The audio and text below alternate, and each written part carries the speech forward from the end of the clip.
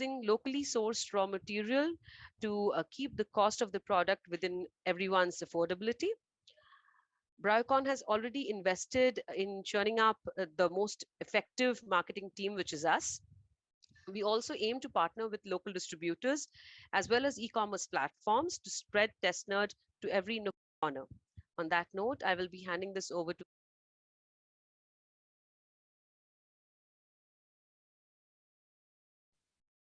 Anybody from the group in the class? Online. Yes, sir. It's Ashutosh. Who's this? Ashutosh, sir.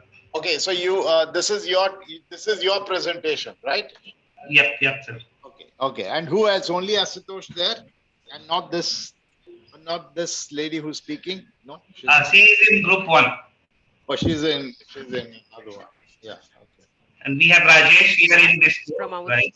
Okay. Do you want me to continue? I think let's listen to them. Yeah. Anyone here who has also got the same case study? Biocon? No? So you'll know how different is yours from there. Okay. team to take this forward. Over to you, Ashutosh. Okay, there you have it. Hey, thank you, Ananya, for such a wonderful introduction. Hey, everyone, I'm Ashutosh. I'll take you through the market size study and the positive factors for our new products. As we know, global healthcare facilities market has been very consistent over the last decade. However, during current years, we have seen increased general awareness towards health and health-related medical services. And as a result, healthcare industry saw a very sharp I think there's some bit of an echo. No? That echo is because of my computer. Projections have shown that from 2019 till 20, because if I shut it off, that also won't work. Year over year. The overall global market is right now standing at $315 billion a year and expected to reach at a point of approx $900 billion a year by 2028. From a market player's perspective, although the market is fragmented, however, expected growth remains very strong and growing at a pace of approx $96 billion every year, right? And then the positive factors for our new product is like the healthcare has become one of the fastest growing sector owing to the increased number of patients and lack of healthcare services, and that is because of the change in lifestyle, weather changes, pandemic, pollution, and these factors are kind of making people sick mostly, and then people are looking for a better solution to be. Oh, it's recording now. That will become a we have laboratory tests and reports consumer. Good. Yeah, sorry, late start. How long? How much delayed start? Not much, right? What is the time? 1:10, 1:40 Indian Standard. Come on. Yeah, I'm in time. All right. Some student should come now.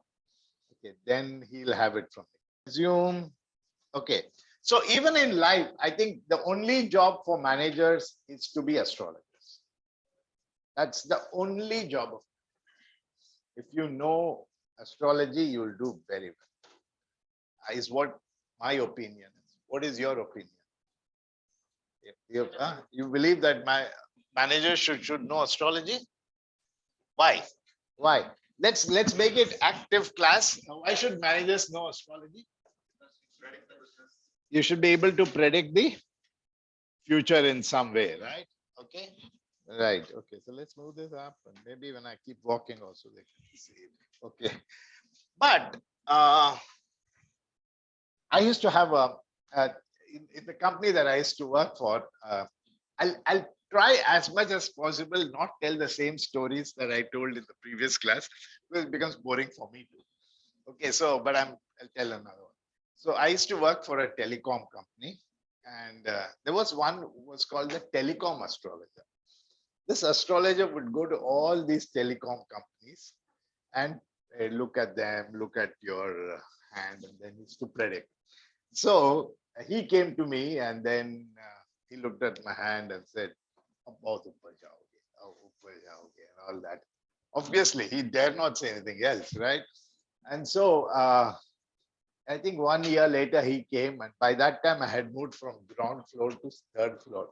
So I said, "Aapne bola dekho, main upar chala gaya." The guy got very angry with me, and he said, I'm not going to come and visit you again." So we have astrologers, but in real life, as managers, our only problem, and I don't know how many of you actually tried attempting that uh, Google Form 4, in which I told you some situations. Did any one of you attempt that? You started. It's a tough one. So I didn't make it mandatory. It's a tough one because B2B is a very tough thing. Yeah. So what I asked was, uh, you're a manager, you're a CEO of a company, and it's been a bad 2 years, and you are sitting and having an interview with your bosses. So how will you defend yourself? How will you defend that business has been bad in 2020, 2021? How do you defend yourself? So that was a question that I asked. Then I narrowed it down, and now Riaz tells me where he works, so I'm going to grill him up today. So I'm going to make sure that he's going to be answering most of the questions. And so the other thing is, I said, as a marketing manager, bad last 2 years have been very bad. So what is your explanation? So all those things is what I put up in the Google form. But I know these are tough. This is just to keep your mind running about. True caller spam. Okay, good that I invested in that money.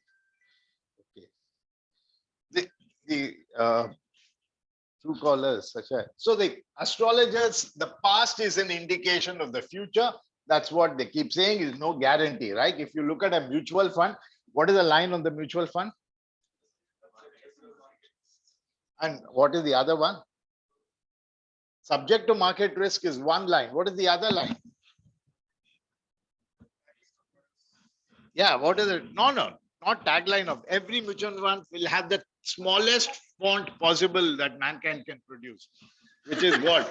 What does it say? Future past performance is not an indication of future performance. Just last year you did a great job doesn't mean you'll do a great job this year too, right? Market, and you know that future is all future is based on my understanding. It's the only way that we can do. And astrologers can go wrong. Astrologers have always gone wrong, right? I think Putin also consulted some astrologer, and right now it's gone wrong. It's gone wrong. What happens when astrologers go wrong? What happens to them? Heck, they just kill him, right? And so, as a matter of fact, I don't follow astrology. I believe that astrology is more scientific than or more predictable than allopathic medicine, because astrology is more than 10,000 years. So for 10,000 years, there has been error correction, error correction. He looked at the star and said, and this and this. There's so much of error correction that it's most likely to be true. Now, the allopathic medicine is how much? 300 years, 400 years, and we're still struggling to come out with the real solution for the vaccine. So in one way, I mean, it's not to support astrology, but just to tell you that astrology is another way of life. Then, of course, something goes wrong, you say the act of God. Act of God. What is act of God in any contract? Any idea what is act of God? Have you? Yeah, so something goes wrong and then it becomes an act of God. Something goes wrong and it becomes an act of God. So just like astrologers and this is, businesses die, products die, and companies die too, right? We've seen that. And what does this give you an idea of? Some chart that we discussed. Businesses die, products die, product life cycle. See, always good to be in the first seat. You read more, right?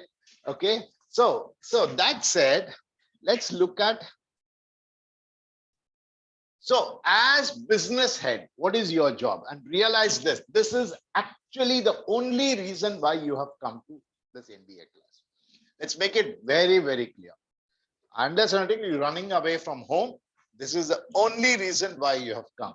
You've come here as a business head to anticipate what is going to happen next year. to visualize growth for the next year, to predict which businesses will do how. You should be able to predict that. I know that this Riaz is in CNC machines and things like that. He should be able to predict, saying that, sir, one of the industries is not going to do well in 23, 24. We should look at another industry. That is what his whole job is about. Predicting which industry will do well, which industry will not do well, which of your products will do well, which of your products will not do well, and then prepare yourself for that. This is the only reason why you're here. And I don't know how many of you have explained have I explained the theory of the coffee boy versus the CEO? Have I explained that to you? No? Should I explain that to you? Okay. What is this? Bloom. Empty sloan. I mean, okay, whatever it is. So there's this. Who is the lowest person in your office? We assume it's the coffee boy, right? I guess there's a coffee boy, the coffee maker over the chai fellow. And who is the highest level? CEO, sure? CEO. And then somewhere in between you have who's manager? Somewhere in between you have manager, and somewhere in between manager and this you have who? You have a team leader or a programmer, something like that, right? Programmer. And some between manager and CEO, what do we have? Senior manager, VP, P, general manager, all of that, right? So let's for a moment focus on the life of the coffee boy. So what do you think of the problem of the coffee boy? What is he worried about? He has no worries. Is it chilled life, or does he have any worries? You know what? I think I told you that folding the hands is the wrong concept. So now whoever was folding the hands will do the answering. Okay. So what is the problem of the coffee boy? Guys, online, tell me, do you have a coffee boy in your office? And if yes, what are his problems? Yes, sir. Two persons asking coffee at the same time. Yes. So what happens? Now exactly work on that. I'll give you 30 seconds. Now make that a big thing. Now expand on that thought and give me another answer. Hang on.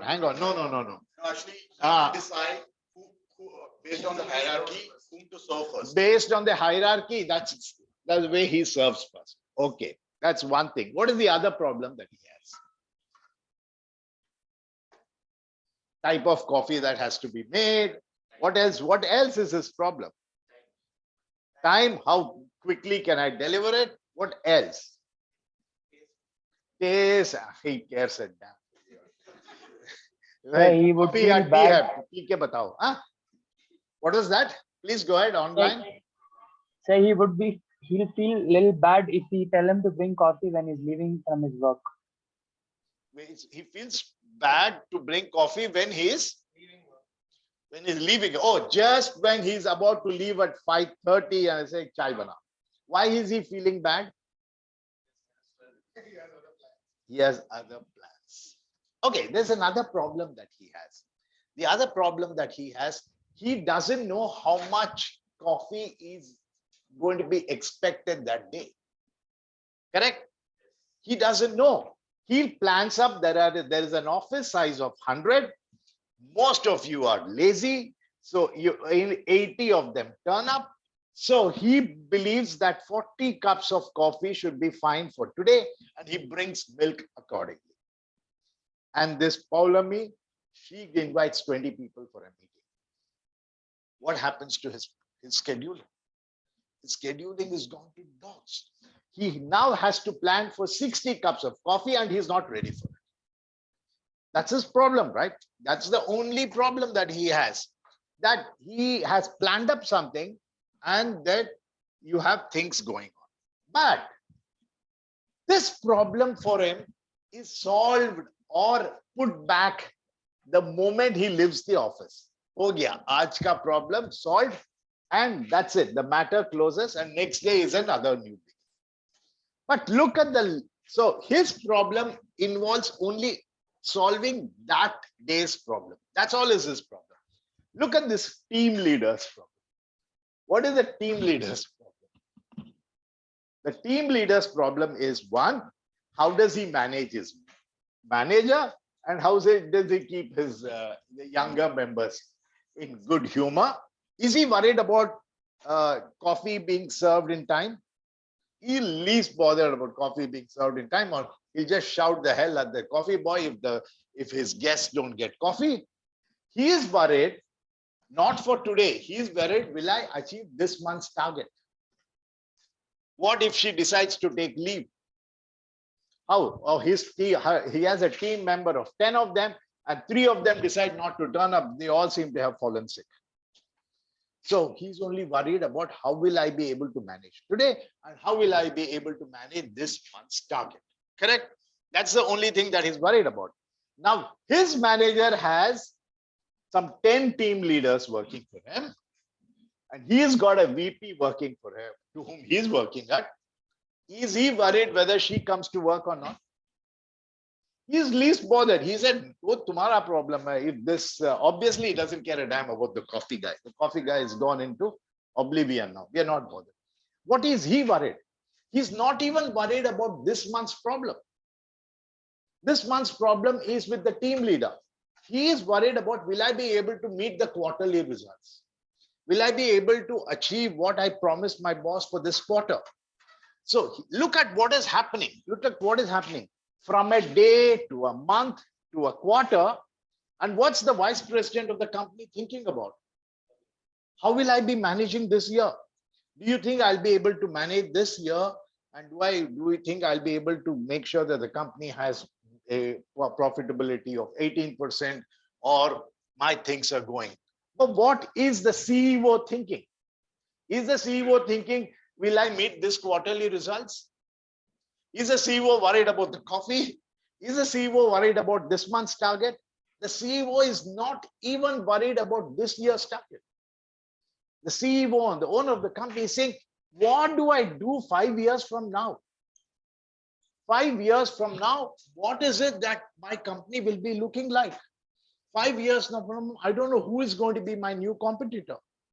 5 years from now, I don't know which of my existing customers will just walk out of a contract. 5 years from now, I don't know what technology should I be adopting. So he is the real astrologer in the business, right? He has to predict. And lots of things can go wrong. And it can always go wrong.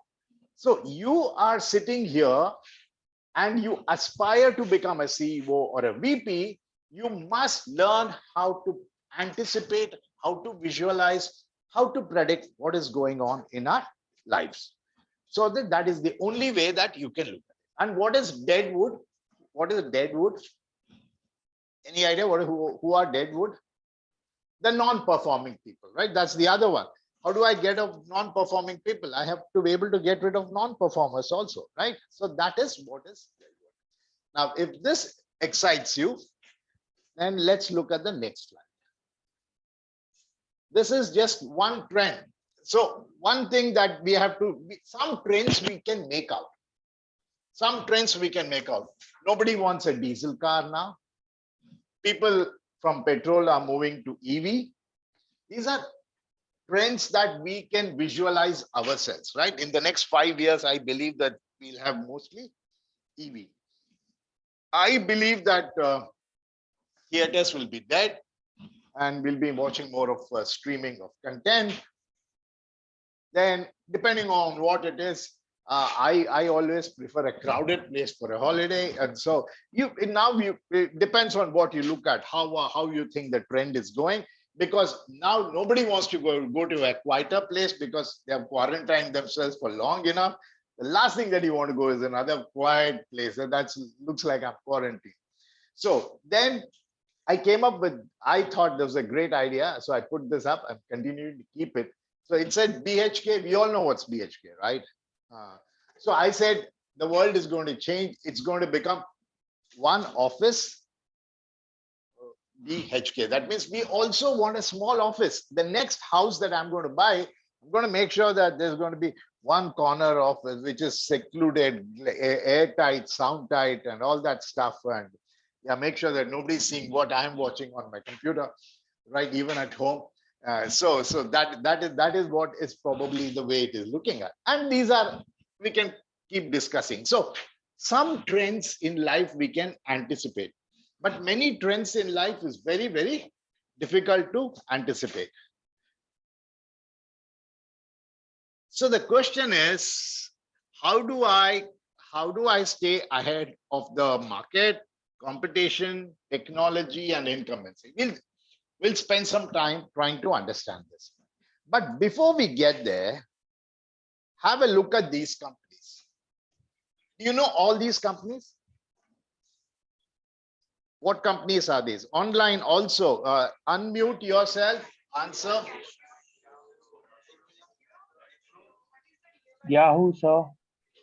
Yahoo. Yeah, okay. Wipro. Future, Wipro. Okay. Netflix. Netflix. IBM. Xerox. BlackBerry, Kodak. This one below Casio. MySpace. Below Casio. Yes, Where is Casio? IBM, Nokia.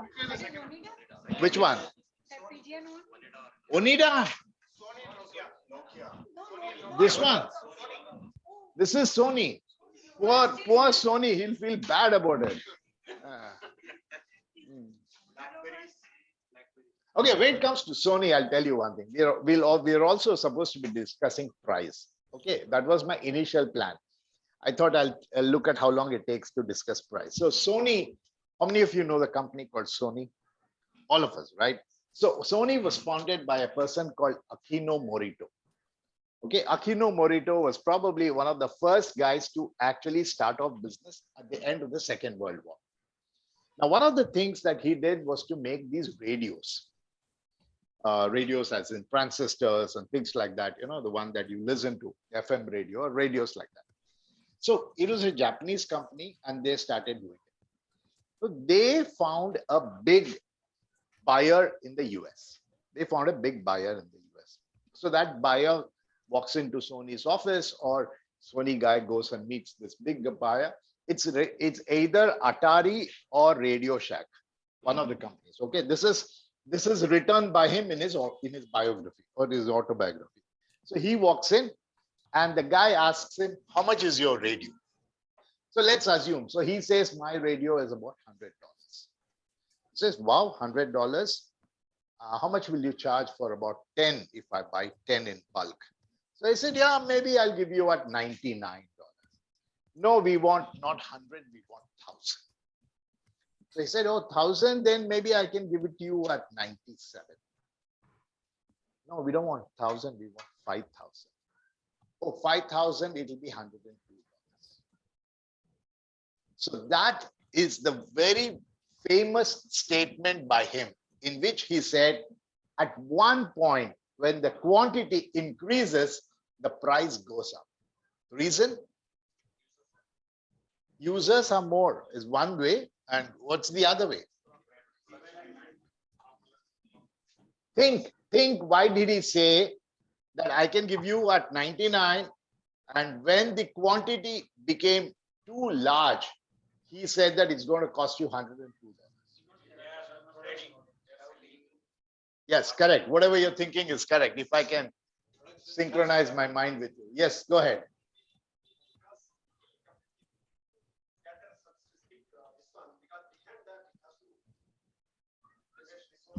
Perfect. Well done, Riaz. Very well done.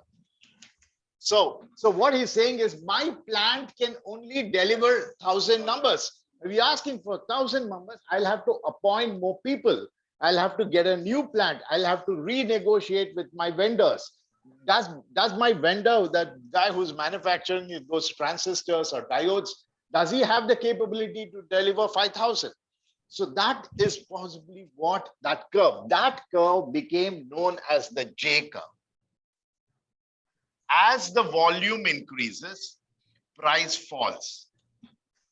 But beyond a point, as I mean, this is 2J a curve, But beyond a point, at this point is the least that he can deliver. That is when he can push his suppliers to give the best production. He can employ his shift, 3 shifts. He can whip his employees and get maximum work out.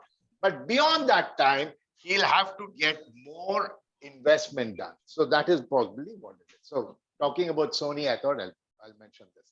So good, great job. All of you got the right companies. But there's another thing. Why are these companies in these columns? Any reason? Why are the companies in these columns? Are they arbitrarily placed in some alphabetical order, or is there a reason why they are like this? Why is the grouping? Why is the grouping like that?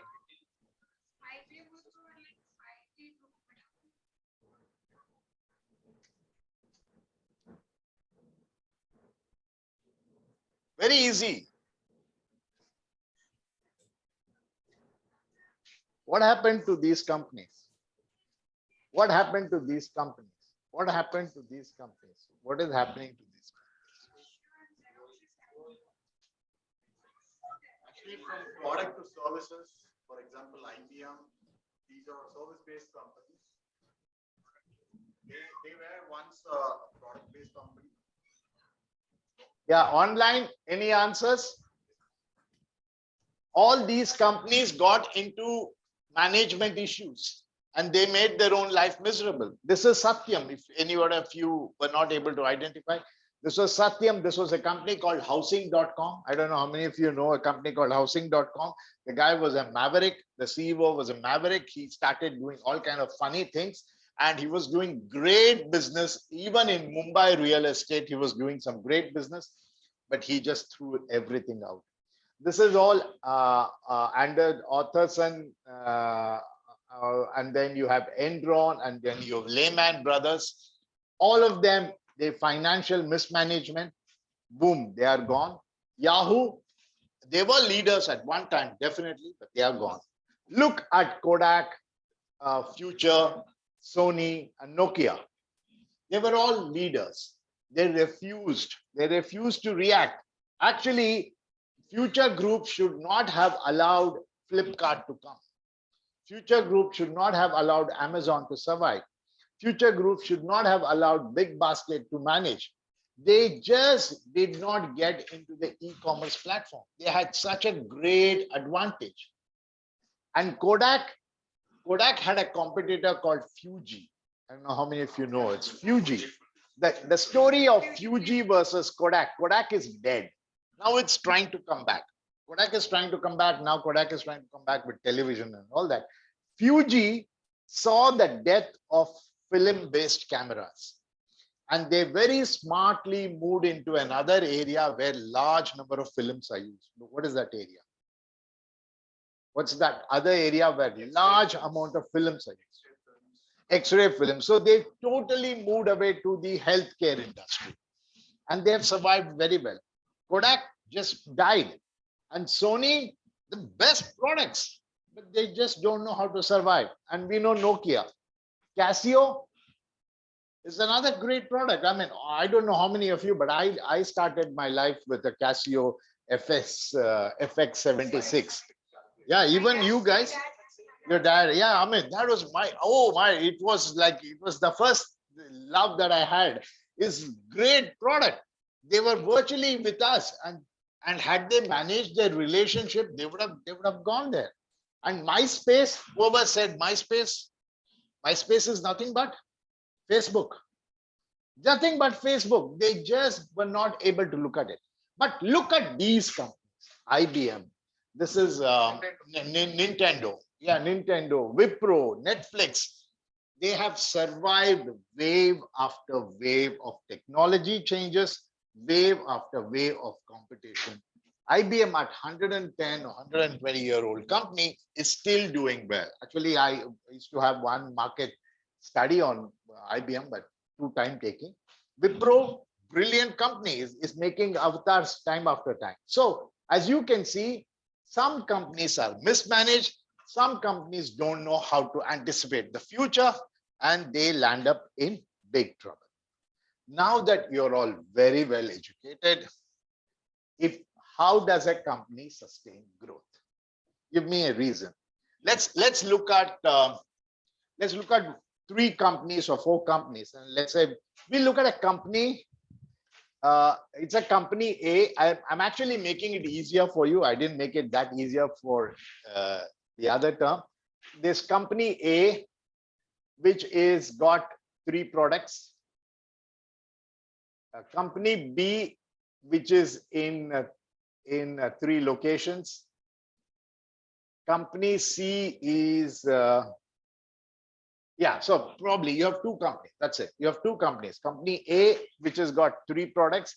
Company B, which is in 3 locations. Now tell you how to grow these companies. Mr. Riaz, you are in CNC, and you chose the wrong day to come to online class. Yeah, because I'm going to make you. And yeah, good. So how does a company grow? What are the ways in which company grows? I still see a lot of confused faces. I can give you one example. Adapting to change. Okay, let me try the same thing which worked in class A. Let's see if the reaction is there. How many of you got a WhatsApp forward message about Vidyarthi Bhavan coming to Malaysia? Why? No, but why is Vidyarthi Bhavan coming to Malaysia? Because it's famous in the south and it wants to come to the... Yeah, so now answer that question using sustained growth. How does a company sustain growth? Expanding. So one way of sustaining growth is to expand your geographical presence. So you have an office in 3 locations. You have a branch in 3 cities. One way to expand is expand into 10 cities, address 10 cities. That's one thing. I was just about to give another answer. So C has got 10 customers. So what else can you do? I gave you answer for this. It is go into a geographical spread. What is the second thing you can do? Expanding the number of customers, expanding number of product offerings. Expanding number of customers, expanding number of product offerings. Now, how do you expand number of customers? Very good answer. Who is this? Anshu. Anshu. Okay. So how do you expand number of customers? By maybe marketing little bit of more exposure, creating awareness for the shop or business that you own. Okay, good. So one way, so redefining your answer is that who are similar customers who are taking products from my competition, I will try to make them take my products. That way I will grow. That's one thing. The other thing that you told me was to expand the number of products. What do you mean by expand the number of products? Is that, for example, as a CNC machine guy, who are your customers? Can you name your top 3 customers? Could be different kind of industries. Yeah, go ahead. Online. Yeah, could be different kind of industries where they give some kind of work for CNC machines. For good. Hang on. That is 2 different, because you're getting into the point, and so we're getting one way. Let's understand. One way is to use your geographic spread, right?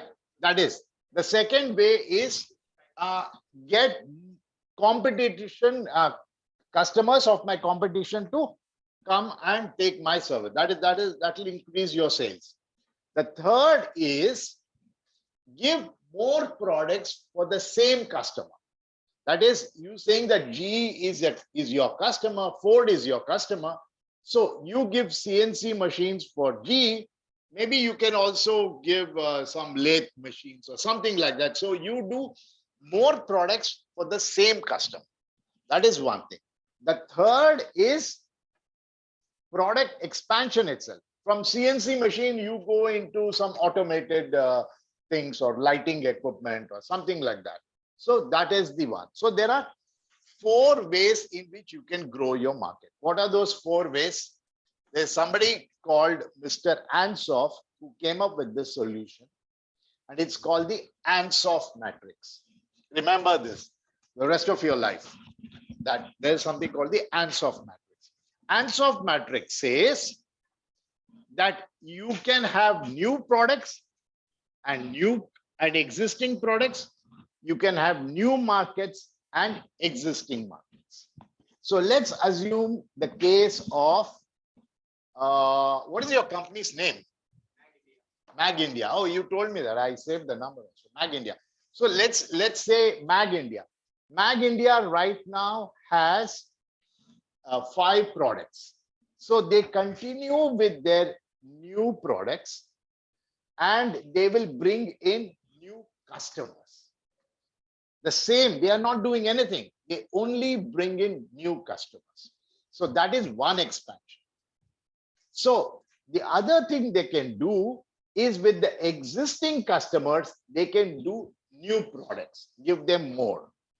The third is that they can do a geographical. I'm just repeating whatever they say. And the fourth is totally different. The fourth is go into a totally new line of business. Totally new line of business. Just like what is the connection between petroleum and telecom? But Geo decides to go into a new line, go into a totally new line of business. That happens all the time. There are, I don't know, what is this? AVR Swarna Mahal or something like that. I was talking to that guy and I think they were in what is AVR or Kalyani Jewelers? I think they were in a totally Kalyani Jewelers were in the business of textiles. Textiles.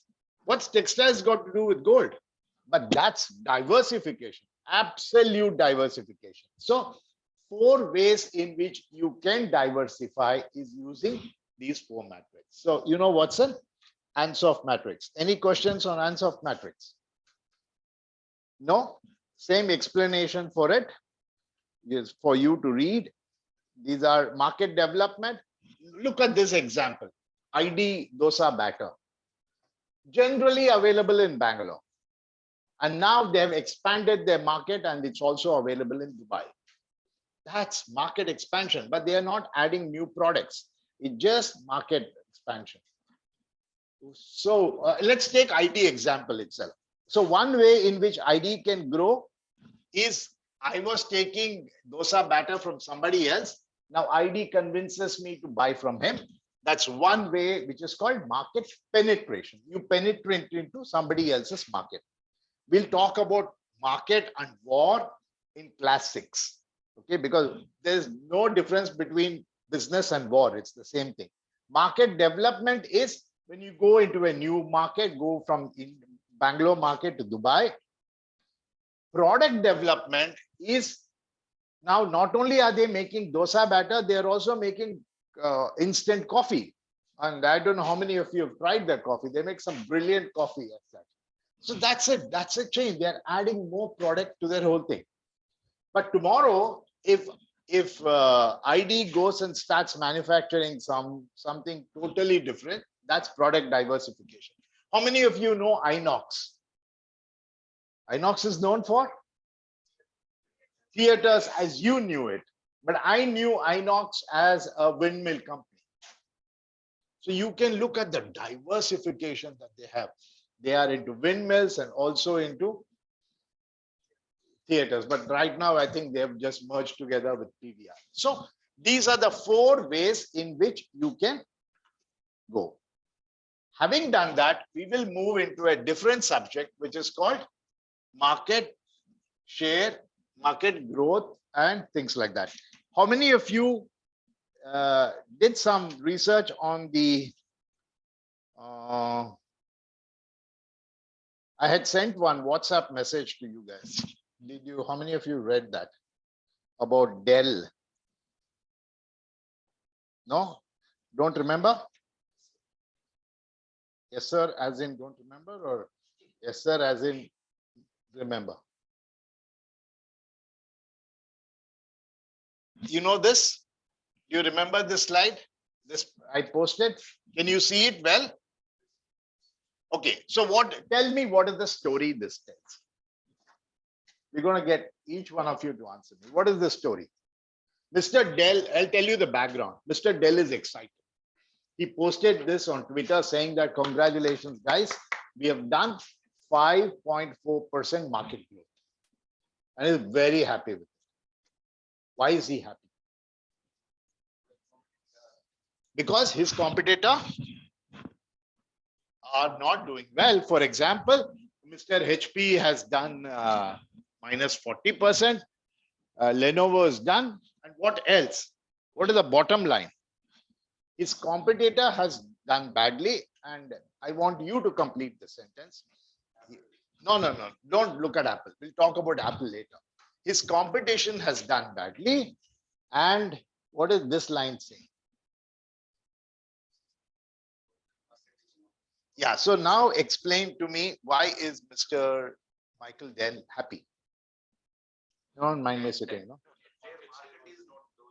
Entire market is not doing good, and his competitor is not doing good, but I have done well. Really reason to celebrate, right? Market doing bad, competitor doing bad. I have really done well. If I were there, I would ask for a rise. There was 20% increment to hona hi hai. Then what will he say? But what is the real story here? What is the real story? This is actually an advertisement for the wrong company. What is the real story? What is the real story? You almost said that. I held you back from saying it. Microsoft is doing bad is an extrapolation. You must be a data guy to do that. That's an extrapolation, meaning that because all of these guys have done well, the number of Windows is also sold out well. Yeah, good. A nice job. That's extrapolating data. Good. But what is the real story here? It's just an estimation. What is that? It's just an estimation. No. This is an advertisement for Apple computers. Mr. Dell is advertising for Apple computers. He's saying in a market where everybody is dying, Apple is growing at 18%. Isn't that the information? Now look at this. You are excited that I somehow bach gaya 5% market share growth to hai. Look at Apple. Apple is growing at a healthy 20%. So sometimes, how do you work at it? So if you have understood what it is, and how many of you are agreeing with me? Isn't this what it is? While you are celebrating something, it's actually Apple is saying, oh, thank you, man. You saved me 500,000 in advertisements. Yeah, Professor Ramesh is using this slide to promote his product. Yeah, so that is what it is. He's trying to do more work, compete with Apple. Yeah, that is true. So now let's come back to the other subject called relative market share and market growth. So now tell me, what is market growth and relative market share? I've explained to you. Now you explain it to me. What is market growth? What is market growth?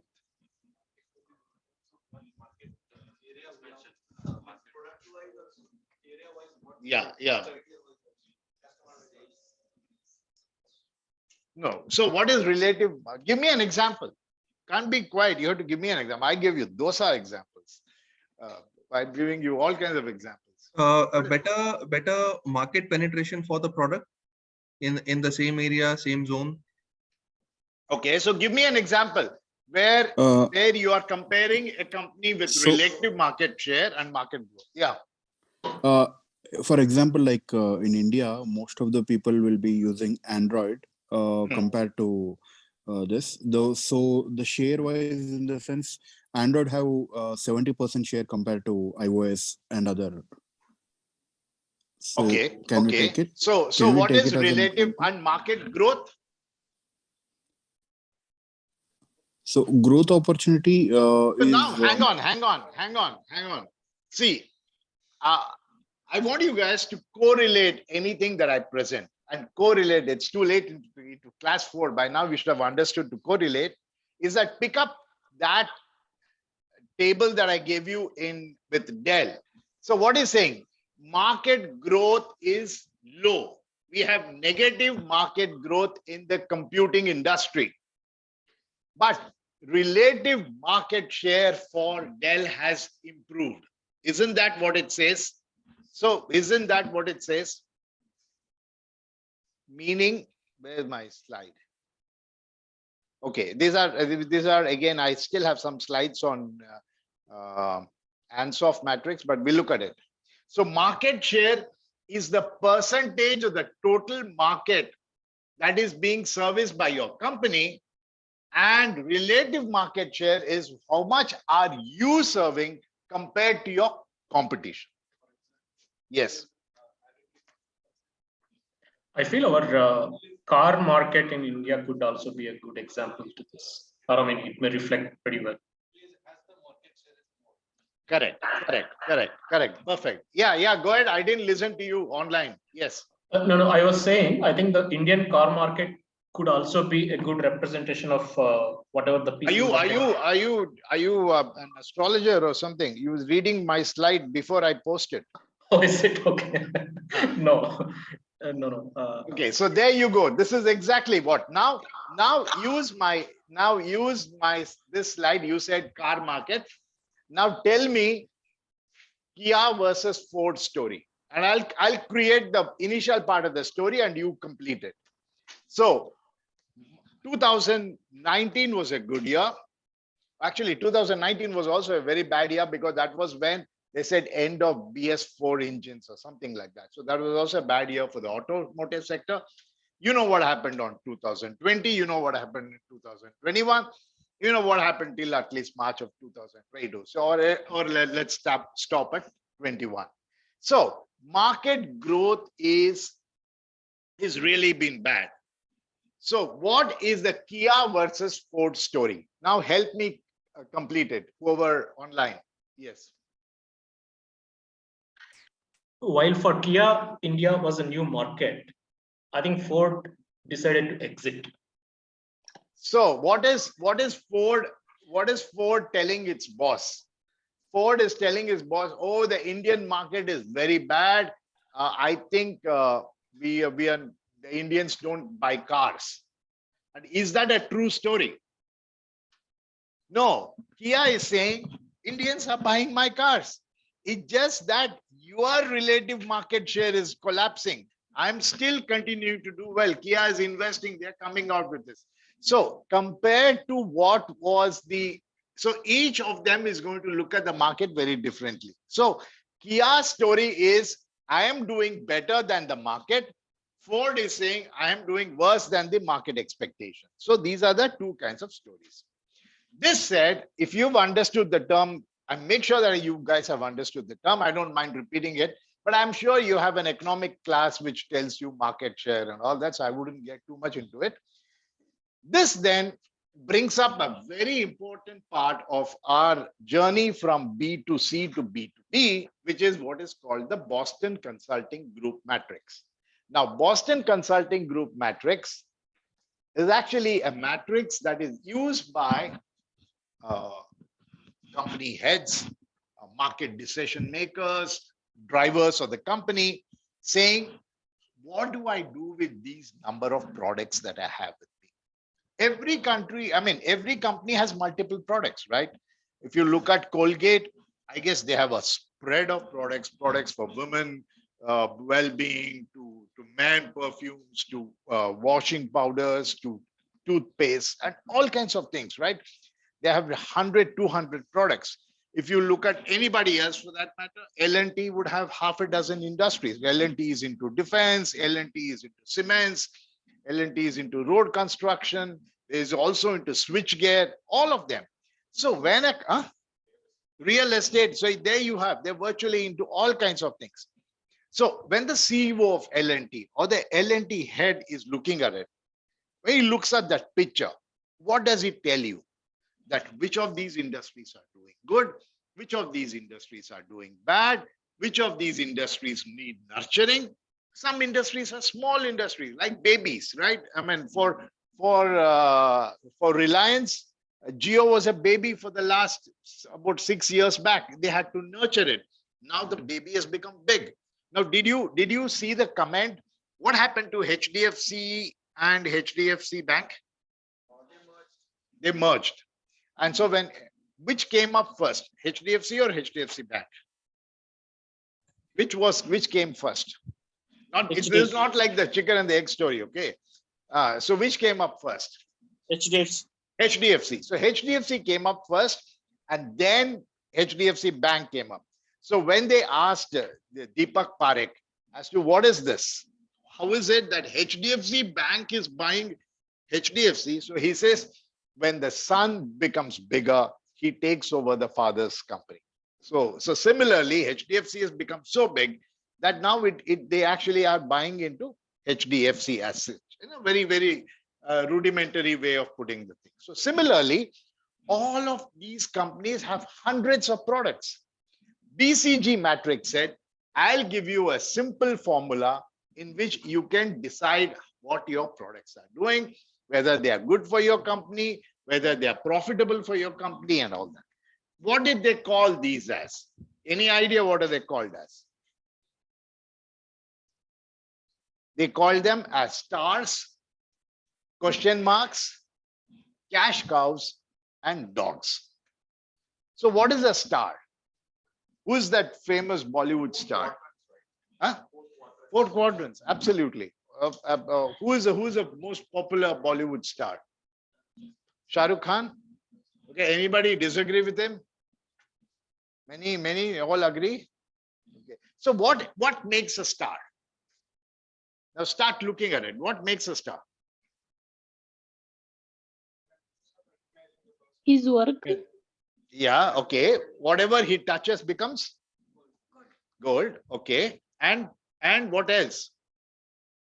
Rajesh Khanna was I don't know even if you guys know who is Rajesh Khanna. So he was a star too. But what happened to him? Yes, he lost popularity, right? He's lost. But why is Shah Rukh Khan still a star? Because there's still a popularity mark for him. So what products are stars?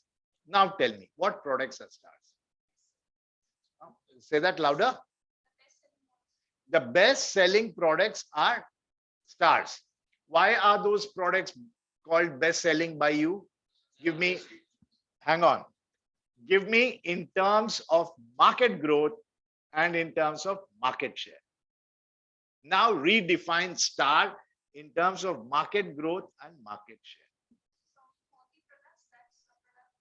Better market presence in terms of other people or other products in the market. So they have more of marketing availability on shelves. Since they're easily available, you can No. You are market going feedback. too deep. You are going too deep. Okay. Respective or irrespective? No. You are not allowed to use the word irrespective. Oh, what kind of a professor is this? So now, yeah, rethink. Give me another answer. You're almost there. All of you are almost there. Even if the market is not growing. No, you're not allowed that sentence. You're playing with English now. So, no, what is a star? What is a star? Increase in market share. Is perfect. Increase in market share. That I understood. You're saying a star is the one which has got major market share. Correct? I understood. But where is Acceptance. market growth? The market acceptance or acceptance from the people. Give the reverse answer and you're right. The reverse answer is and you're right. So now try that. Market is growing because of that. No. Market is growing is point number one. Very good. Market is growing. We all agree that market is growing. In that growing market, the product has the largest market share. So you got it? Market is growing. But this healthy market is growing. What is the product can we think of where the market is growing and you got a healthy market share? I don't think mobile market is growing. Mobile market is saturated. So you cannot give that. Think of a product where market is growing and you have a huge market share. Wearable technology is good idea. One, market watches, Apple watches. Market is growing and you are leader in that market. So you don't have to worry about it, right? For the next couple of years, you are leader. Everybody is standing behind. So if everybody understood that, now question marks. There are two ways in which I can conduct a class. I can go slide by slide by slide and do it, or I can sit on one slide, make you all answer it, and then you know what? Once you answer it, you will never forget it, hopefully. Or you say forget it. Okay. So what is a question mark? Abhi, you cannot start a sentence without the words market share, market growth. Okay. So what is a question mark? You understood? Can any one of you define star? One of you just told. I said, I would restate what I did. What is a star? A star is in a growing market. You are a market leader. Okay. So what is a question mark?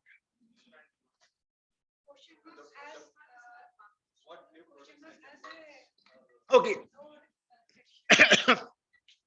Never speak when you're drinking water. Okay. Let me start the first half of the question. The market is growing. The market is growing. And I want you to explain question mark. The market is growing. The market is growing. Where does my market is growing and your product is doing well is what?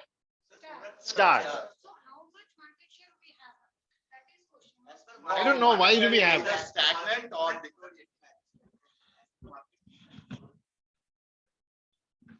what is that? Weather? our product is going to sustain. Market is growing, but whether our product is market share along with the market. Yeah. So can you redefine it? What would that be? Just almost there, but perfection is what I'm seeking. So the market is growing, but your product is not doing all that well. But what should you do with that product? Drop it or keep it? That's the question mark. If I do something with that product, maybe I'll become the leader. Or my competition may come out with a feature that will kill you. Correct? So you're not very sure. What do I do with this product? For example, I believe at some point WhatsApp Pay. What do I do? They're talking about WhatsApp Pay for the last 3-4 years. But now Google Pay is there and yeah, don't bring up Paytm. Huh? I lost a lot of money and bought the Paytm shares. Okay. So in the previous class or somewhere else where I teach, we had this pseudo share management game that we played. Is that was a time when Nykaa was getting on, then Paytm and other things. So I and the other students, we said, where are we going to invest? So I said, I'm going to invest in Paytm. Some girls said, I'm going to invest in Nykaa. I said, no, never Nykaa. And look at how Nykaa grew and look at how Paytm disaster happened. Okay, so what is a question mark? A question mark is that product within your product portfolio where the market is doing very well, but you somehow are not doing very well. If you put some time and attention, maybe they'll start doing very well, or you can just even drop it. That is what it is. Now, what is a cash cow? Cash income. Yeah, example. Market share bhi bolna hai na. Bhul gaya. So what is cash cow in terms of market share and relative market growth? The market share is growing for that product, but maybe the growth is not happening. Consistently profitable business. Consistently Profitable business. Consistently profitable business. Your name? Sami Jyoti. Jyoti, you will have to use, you're perfectly right, but you will have to use my golden words, market share and relative market and market growth. Okay. Consistently profitable business is also known as, in some way, I believe, is that you have a good market share. Good. So what is happening to the market growth? Stagnant or not growing. So what is happening? Not many competitors are entering that business because that market is no longer attractive for me to enter that business. But in that business, I am the leader.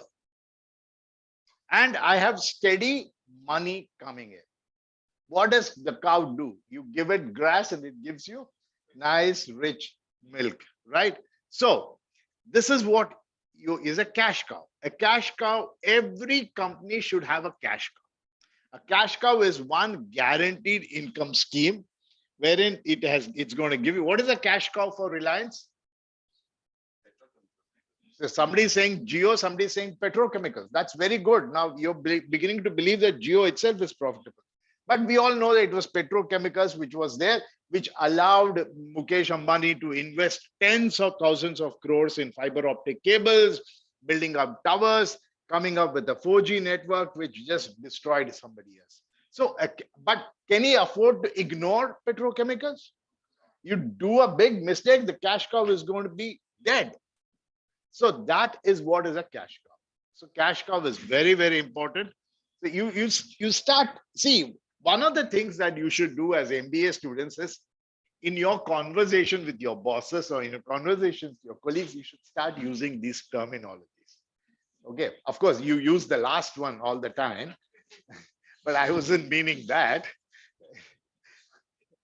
Okay, so what's a dog? Yeah.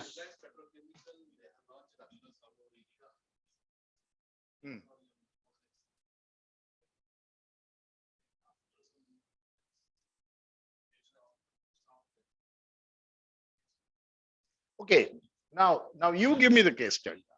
It's you almost like I'm acting like my own. I go to my boss with a problem. He says, "You give me the answer." So now you come with a problem. You do this. Now Reliance opened up. See, what is he saying is that Reliance opened up a large number of petrol pumps in a number of locations 3-4 years back. And then they kind of left it out like that. Why did Reliance open up petrol pumps? Market share, market growth. Every answers of yours today till go to bed, your wife asks you, what do you want for dinner? What's the market share? What is market growth? Okay, so that is how. Huh? Well, you definitely no dinner today. Good. So what is it? So they believed that the market was doing well, India was expanding, quadrilateral was happening, lots of highways was coming up. So maybe we should get into petroleum distribution business in India. So they went there, but they are guys with deep pockets. They were not the HPCL, they were not the Indian Oil, but they said we'll keep it as a question mark. We'll keep it there. If you look at it worldwide, there's an ecosystem around a petrol pump, right? There's an ecosystem. There's a food outlet. There's restroom services. There's a small grocery outlet and things like that. So they put it as question marks and not very sure what to do with it. So right now, I don't know what are they doing. Maybe they have at one point they said we'll give it up, but some of them SR and all that have come back. Now what has happened is the government of India has allowed private companies to define the pricing, right? So now Reliance was very smart that they were able to hold on to those key areas. Now you see SR coming up. Now you see Shell coming up always. So it was a question mark, which will then allow them to continue to be heading towards the star. They're not the star. They're definitely heading towards being a moon or an asteroid or whatever that is. Okay. So that is what it is. Now, what is a dog? Opposite of cash flow. That is now. I'd say opposite of star. Two golden words. Where are they? A small company with small market share. No market growth. Decreasing market and decreased market share. Example, yeah, somebody was saying something online. I was just saying a company with small market share. Company with a small market share in an industry which is not growing. Are there companies with such products?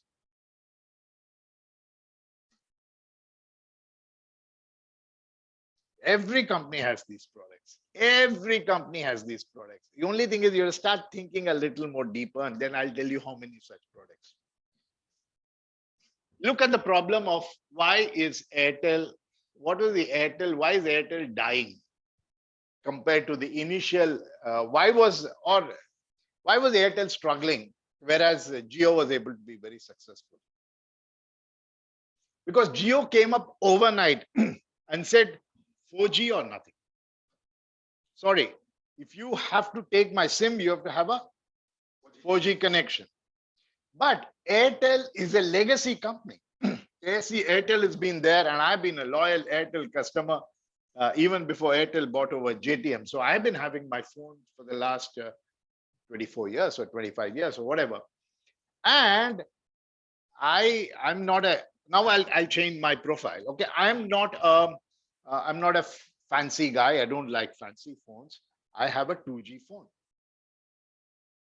I refuse to move out of my 2G phone because I believe that that's what my phone is going to do.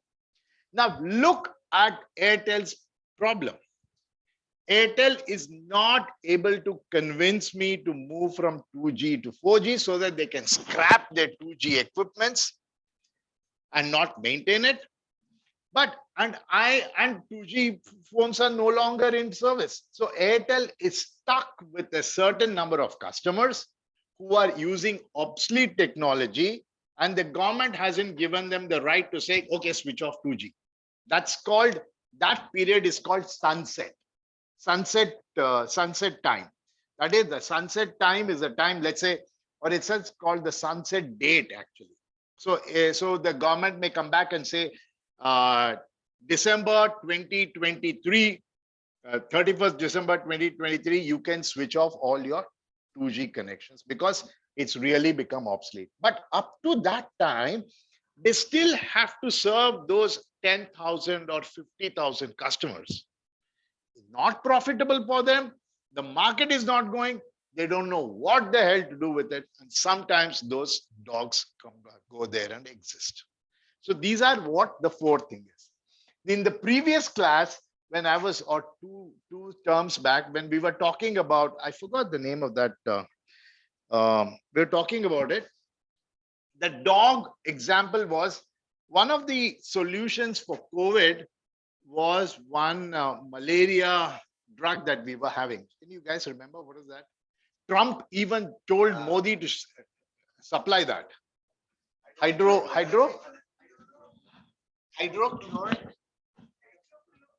Hydrochloric, something like that, right?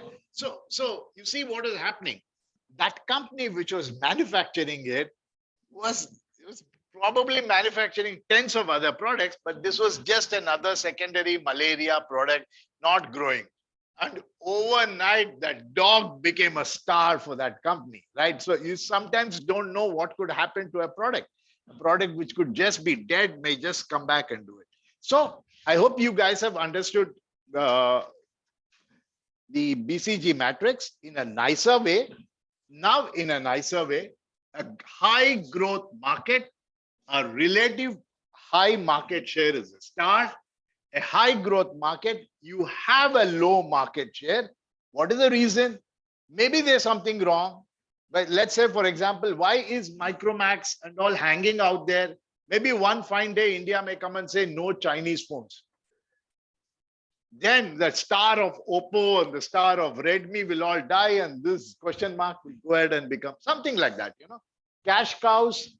If you look at it, the best example is Nandini.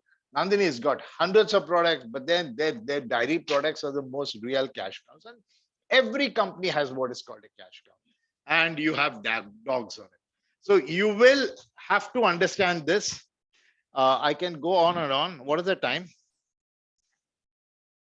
250, there's still time for that, right? Okay, so these are what are known as the cash cows and things like that. I just want to hang on to one particular slide and then explain that to you. Anything can go, probably I'll take another one.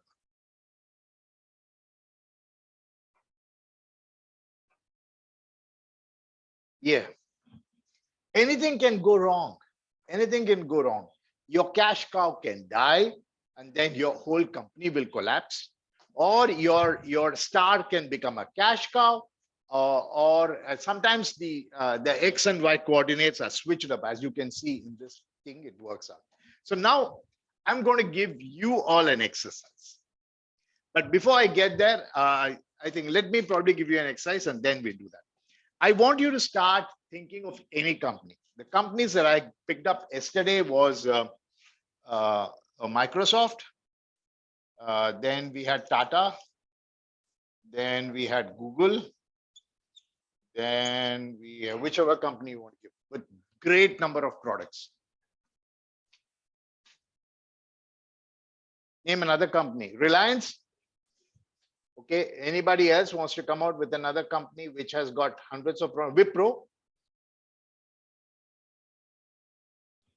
Okay, good enough. Now you can work as a team.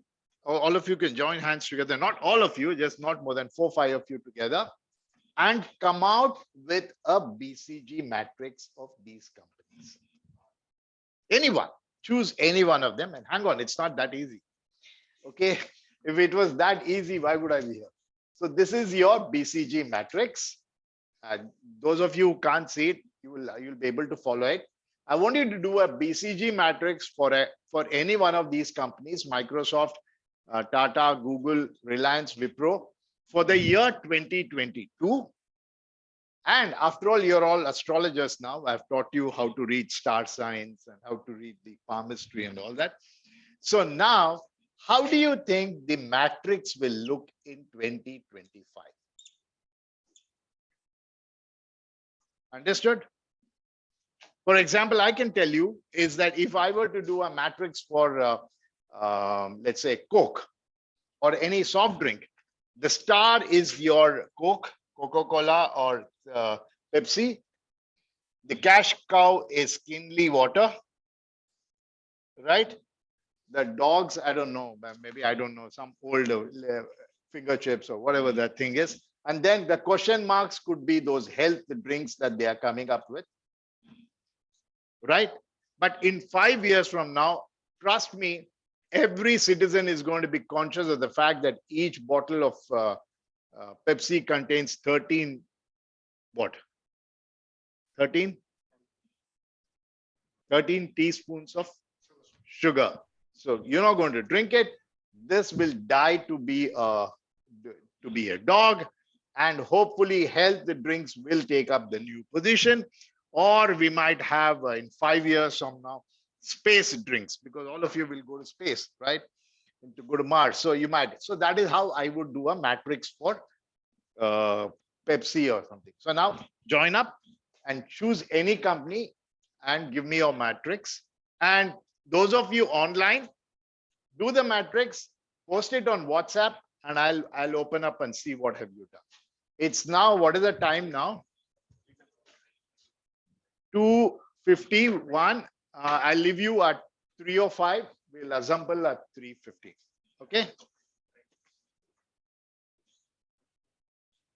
Any questions? You're most welcome to ask me. Are you following? Making sense? Okay.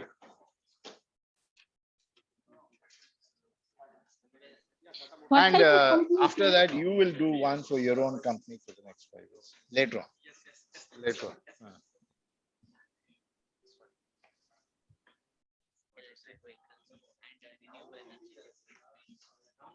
I'm going to pause the recording because there's going to be silence for some time. Before I do that, let me see who are you online. Akshay, are you there? Yes, sir, I'm there. Yeah. Wow. I hope you are also trying to work on a particular BCG matrix. Ashutosh, Yep, sir. I'm here. yeah, make a BCG matrix for a company, and I look forward to it. Sure. Then Kirtana, are you there? Then who are the others who spoke so far? Sami Jyoti, I like you to Yes, I like sir. you to work on. Yes, Yeah, sir. either choose your own company or any other company and do it. Okay, sir. Sure, sir. Okay.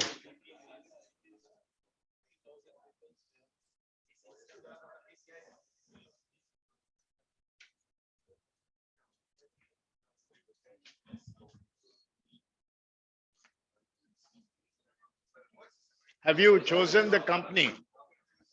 Which one? Tata. So, in the BCG matrix, I'll choose one company and I'll put in the products in different categories, right? Yes, correct. One company put the products in a different category as you know it today. And as a CEO, you're worried, right? As a CEO, you're worried, how will it look 5 years from now? So what is your mental map of the BCG matrix 5 years from now? So I'll make two charts, two of them. One current and one for 2025. No, I cannot hear you. Actually, very noisy. So I'll make two of them, one for Yeah. current scenario and one for 2025. Yes, correct. Perfect.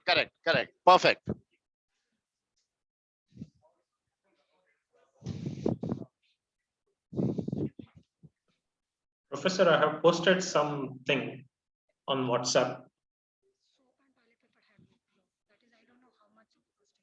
Electricity, the tube and all those things. These I have put as a cash cow. Dogs is sunflower oil and vegetable oil. I don't know. Up to you. You want to call it dogs and go tell Mr. Premji that. I don't know what will he say. They also have healthcare, right? Yeah, they also have a healthcare and yeah. What is full form of Wipro? Western India vegetable products. Yes. Google fast. And if it's It was correct, what are you something going to like give me? West Indian producers of rice and oil. Yeah, I'm sorry. Are you asking me anything? No, I'm telling you, it was West Indian producer of rice and oil, Wipro. Hey, you know what? I can barely hear you. Why don't you type it out? I will. Don't bother about the typo. Just type it out.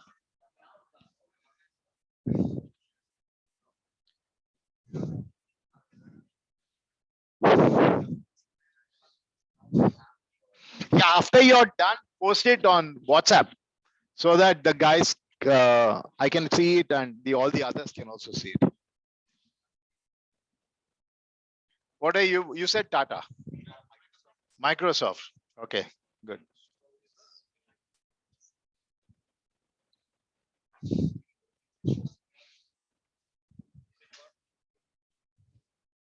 What are you? Tata. One Tata. That's also you're also on Tata. Huh? Tata. Good.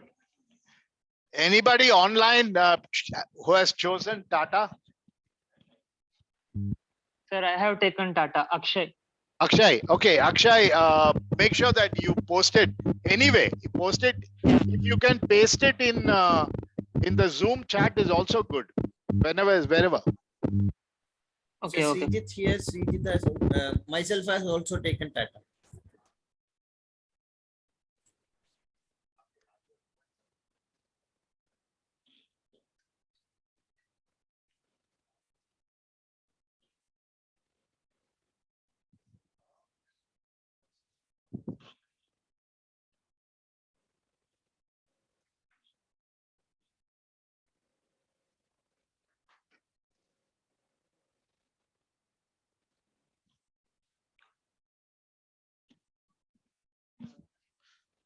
We can do one thing.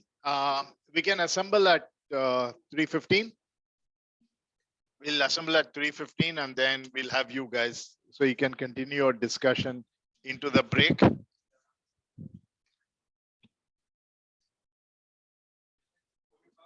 Yeah, this is your estimation of business. Then fair enough, fair enough.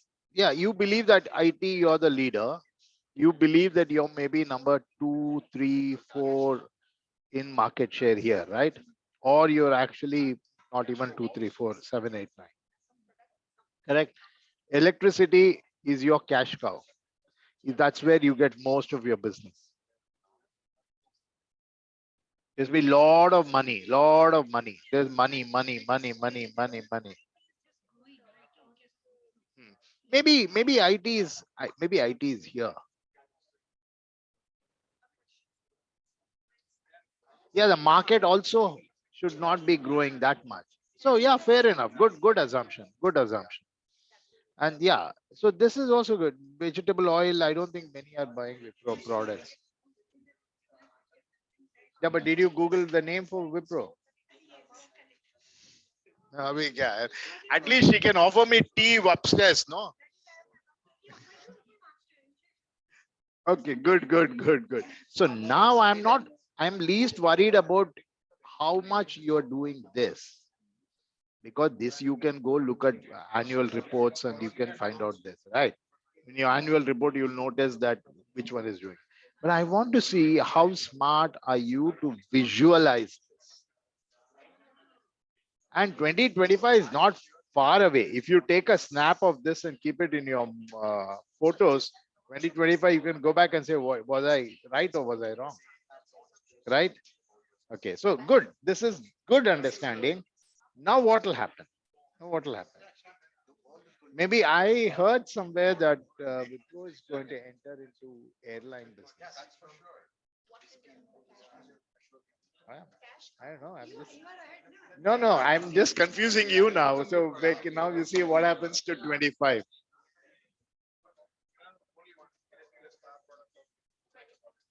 They never had one. They stole it. They stole it from day one. I want to let you know that that DOS was never theirs. Right?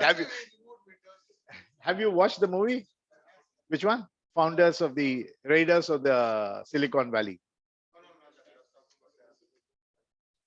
Apple, which movie? There's a movie called, you must watch this movie called Pirates or Raiders of the Silicon Valley.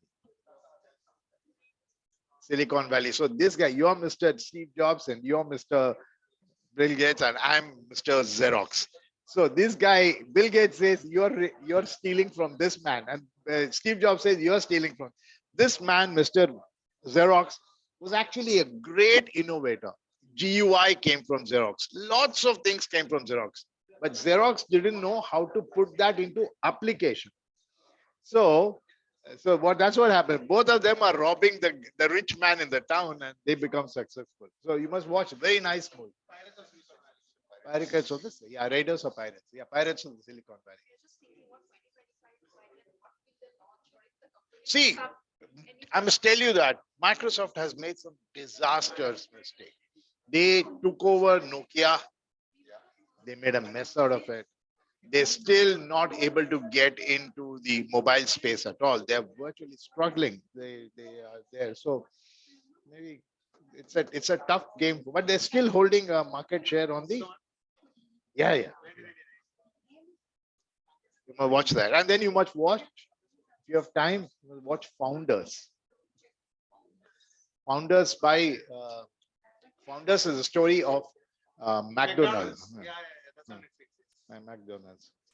Yeah, how he'll but watch this from from the offer or whatever the subject interest you watch Pirates.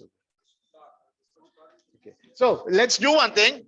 Let's continue because let's continue. We'll take a break at 3 o'clock and join back at 3:15. Continue your discussion. Come back and present it. By the time online guys would have also posted it and we can see that. Okay. Correct. Okay. Western India producer of rice and oil. Very good. Good, Anshu. So I'll see you guys at break now. Back at 3:15.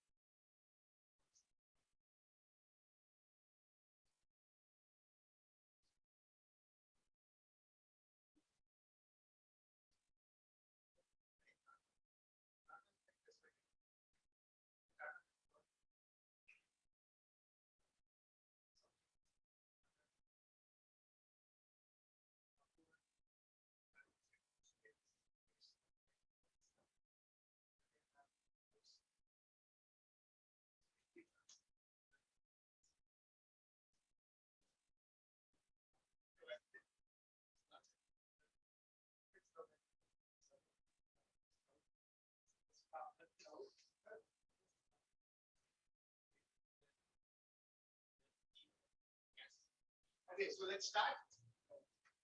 How many of you have posted something? Let's see.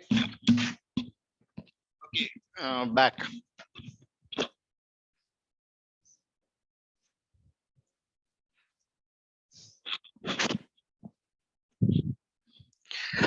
Okay, have you guys completed? Anybody who has done it and completed and posted it on WhatsApp? Let's see.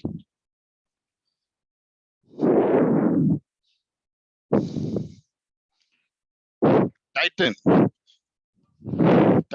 Titan, Tata Motors, yeah, and Nagendra. That's today or later on. That is today and for the foreseeable future. Okay. They put two of them. Okay, right. I see Ashutosh has put up. What was this for? Probably the Coke, right? Sammy has done for Apple. Sammy Jyoti says that iPod. That'll.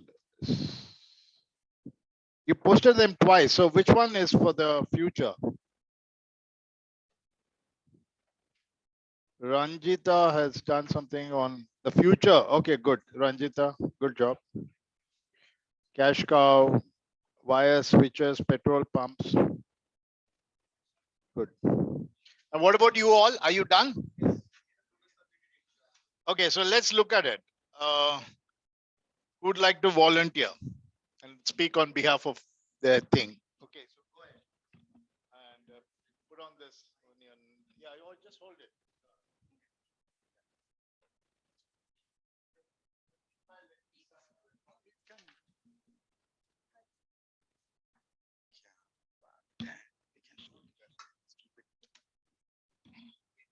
So what do you have? What are you guys working on? Microsoft. So why don't you probably hold this so that they can listen and talk about Microsoft today?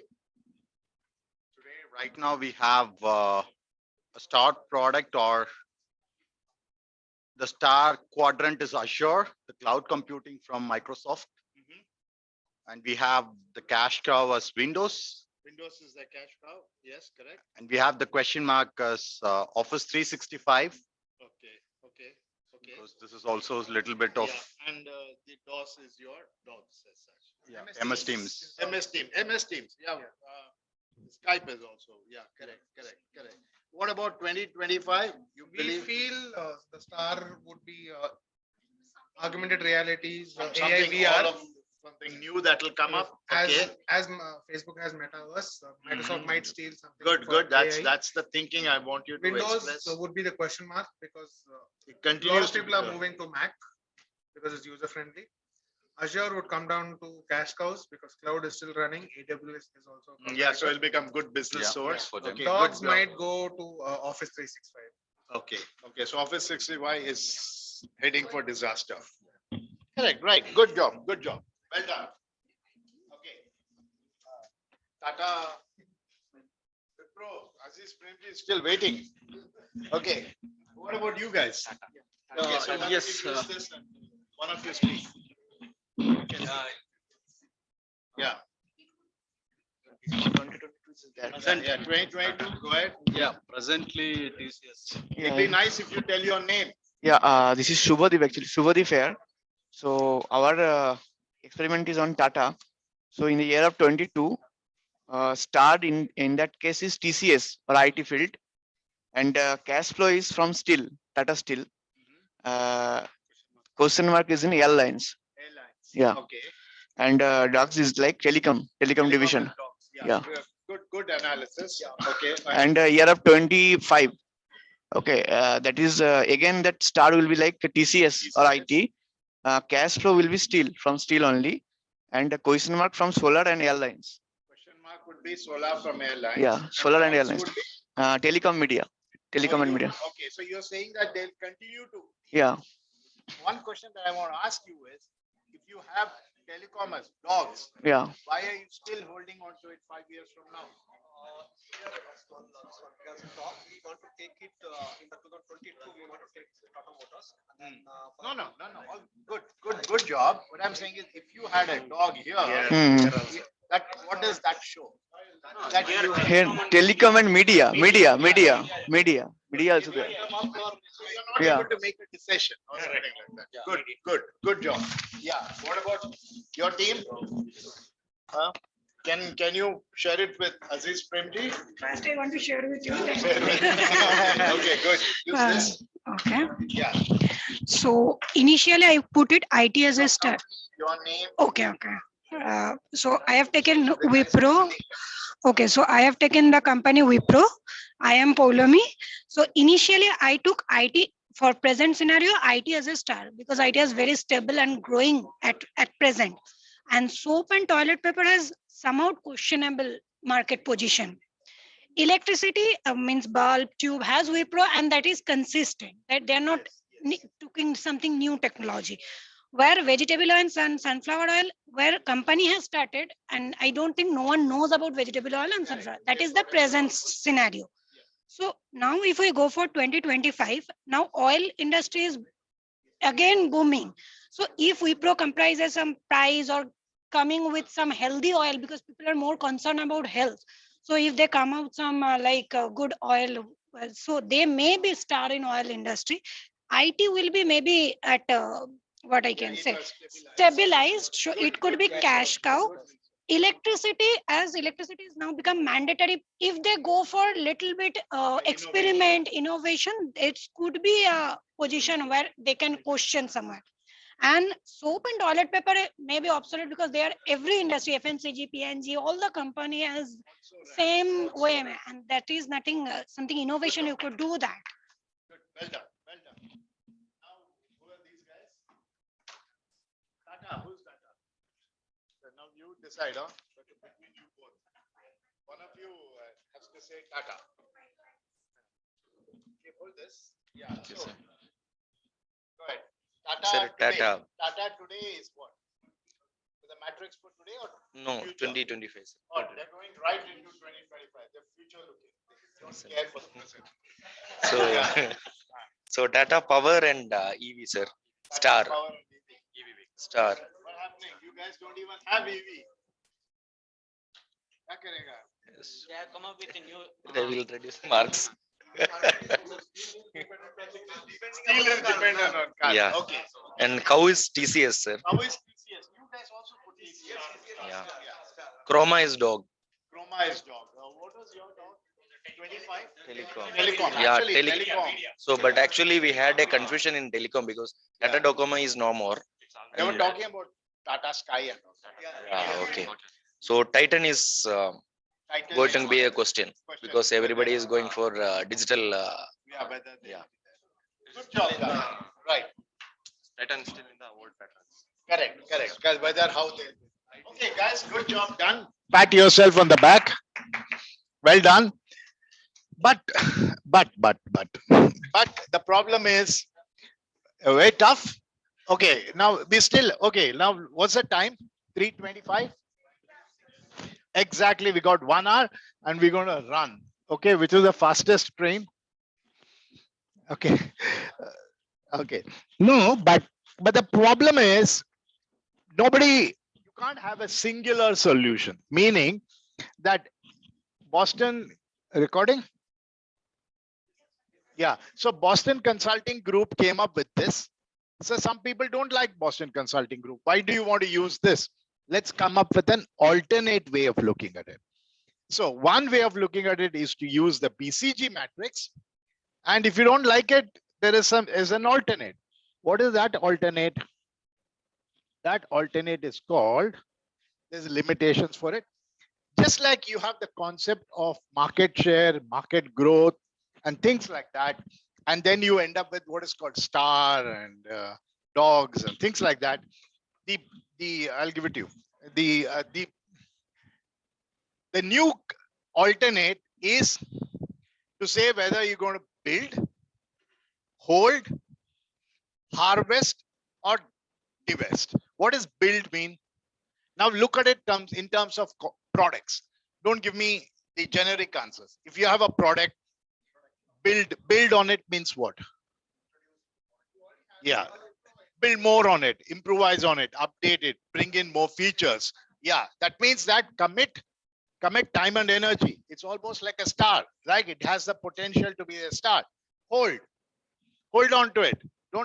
It's not doing all that well, but hold on to it because it's as good as a cash cow. What is harvest? Harvest is, what is harvesting? Yeah, after you yield it. Okay, so you either take the returns of it, right? So they're saying this is the best time for you to actually make money out of it. I don't think over the long run this company will do well. So harvest it or divest. Divest is get rid of it. Divest is the equivalent of a kind of a dog kind of a situation. So McKinsey came up with what is called the G McKinsey came up with what is called the 9-cell matrix. We'll not spend too much of time about it, just to let you know that there is an alternate thought process. What is the alternate thought process? Exactly the same thing. How instead of saying market growth, they started using the word industry attractive. How attractive is the industry? If the industry is attractive and your position is strong, invest, go further, get to be a real leader. But if the attractiveness of the industry is low and your position in that market is very low, what are you doing hanging on to it? Just like what do you have? Soaps and toilets. What are you doing? After all, nobody wants to buy. We either buy. Yeah, nobody, no, they don't know. We prefer to buy Colgate or the other brands, or we'll rather buy Mr. Patanjali, but we'll never buy these things. So we have that kind of a situation. So we'll end this chapter with that process, saying that we have BCG matrix, which looks at things like market growth, market share, and you come to a conclusion of what do you do with your companies and your products. Any questions? No questions, right? So then, isn't it, it's time to go and look at something else, which is probably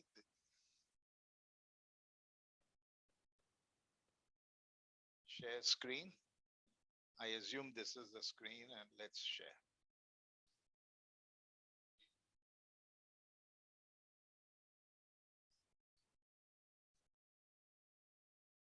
We are getting into the next type of discussion, which is B2B versus B2C. Now, give me a few differences.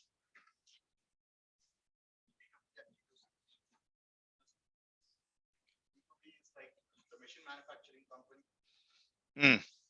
which manufactures the machine and supplies to OEM or a company, okay, which will produce the product, and they will be like okay. Good job. Yeah. Another round of refinement I want from you. That's the professor's job, right? You do 95, we want you to get 100. So you're at 90, 95. Redo it. Any other example of B2B versus B2C? You're going to give me a lot of answers today. You've chosen the wrong day to be present in the office. Yeah. Yeah.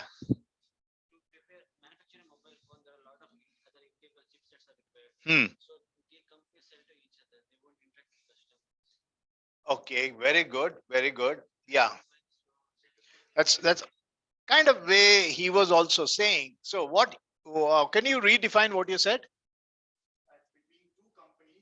B2B is business between two companies. Company and the consumer. So can there be B2B, and B2C? And then you can have B2C, C2C, C2No, or that will end there. That will end there. There can be scenarios. Also, yeah, go ahead. There can be scenario where, let's say, a pharma company establishes a super distributor, then it goes to some distributor, then to a dealer. So it's all B2B, B2B, and then it goes to a customer at the end. And that's probably the end of the market, right? Right. Okay. So you're saying there are multiple B2B, B2B, B2B. You are also saying the same thing. So you're saying there's a mobile manufacturer. There are a lot of chipsets and cameras and power chargers and all that happens. Okay, very good. That is one thing. But what else do they do with those sub-components which they take? What do they do with it? They make a product. That's all. There is another way of doing with it.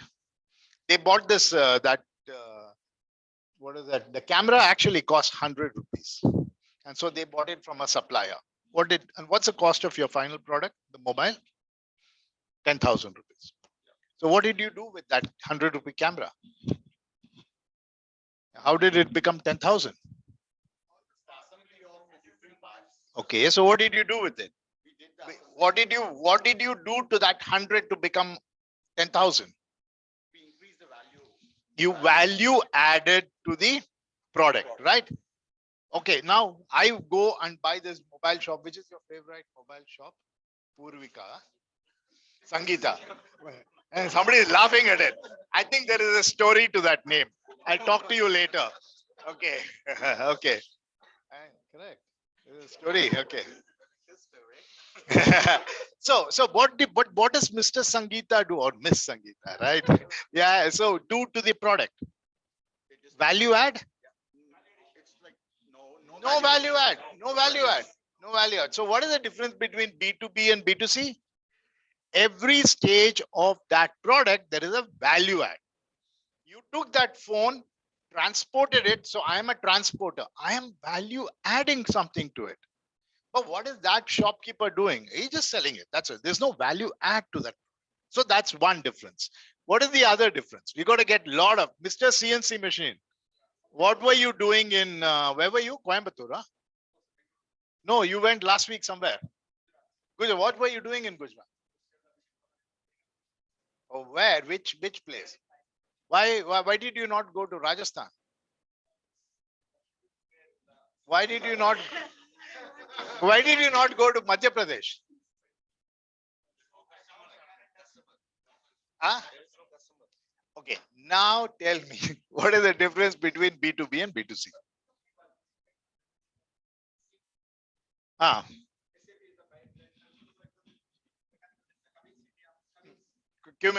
Cummins India. Okay.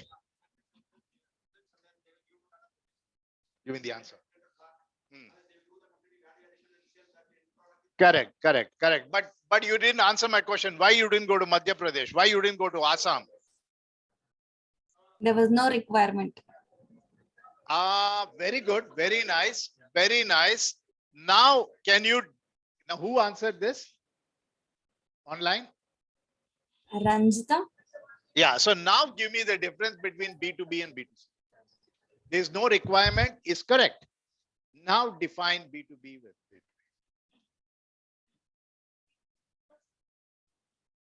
B2B. What is the example we are using? B2C is a mobile phone. B2B is MAG India CNC machines. So B2C, are there buyers for mobile phones in Madhya Pradesh? But she is saying that there are no customers in Madhya Pradesh. So what is the difference between B2B and B2C?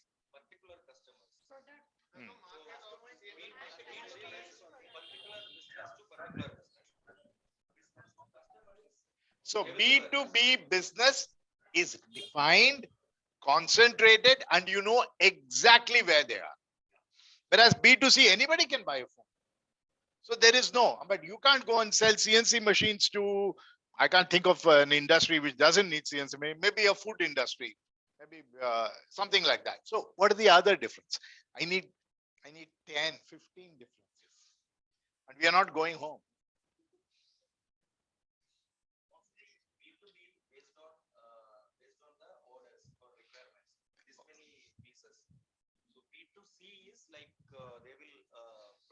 Where do you work? Aditya Birla. Which division? Manufacturing of textile. Okay, actually, I'm planning to, today I didn't wear my company logo, but we're actually planning to make some 100 or 5,000 t-shirts with our company logo. Will you do it for us? Come on, say yes, man. Okay, say 10,000. 10,000. Yeah. So now redefine what you started off, because you started off very well. Because you said that B2B, what was the first time what is it? Based on the requirement. Yes. Yeah. So now can you generalize that statement? There is no requirement of negotiation or agreement between business and customer, and whereas it is required for business to business. Okay. So she's saying something else. She's saying there's no negotiation on B2C, but there's a lot of negotiation in B2B. And what I will modify is that B2B business can be customized, but B2C cannot be customized. I want a phone with my name on the back. Means Mr. Apple will say, it's up to you. You want to buy this or buy it? Okay, correct, correct. Everybody agreed? I'm still not happy. I want more differences. So what did we discuss? Customizable, negotiations, geographical location, then number of buyers, Agreement. B versus B2C, long-term relationship. Why do you say that long-term relationship? You have a larger investment. Okay, which is more volume? Which is more volume in terms of value is B2B. What else? Customer and both the persons can know each other. To see, we are producing for unknown customer. Very good, very good. So B2, now look at this. What he's saying is a very, very important thing. What he's saying is B2C, the customer is unknown.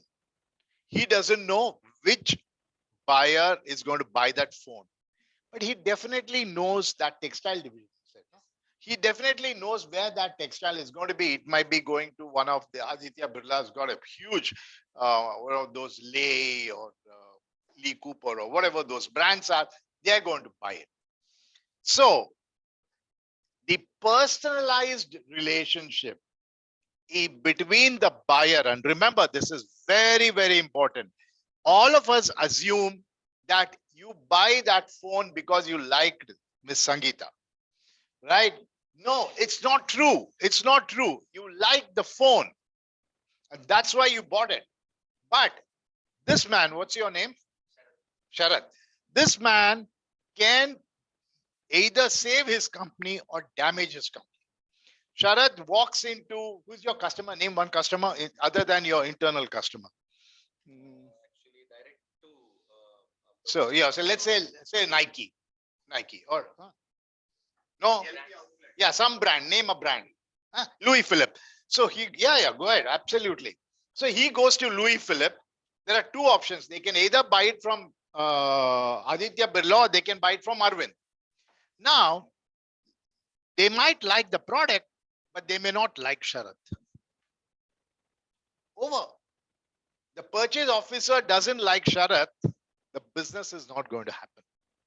Despite the fact that it's a B2B business, you are assuming that B2C is about person to person. No, B2C is all about advertisement, whereas B2B is personal.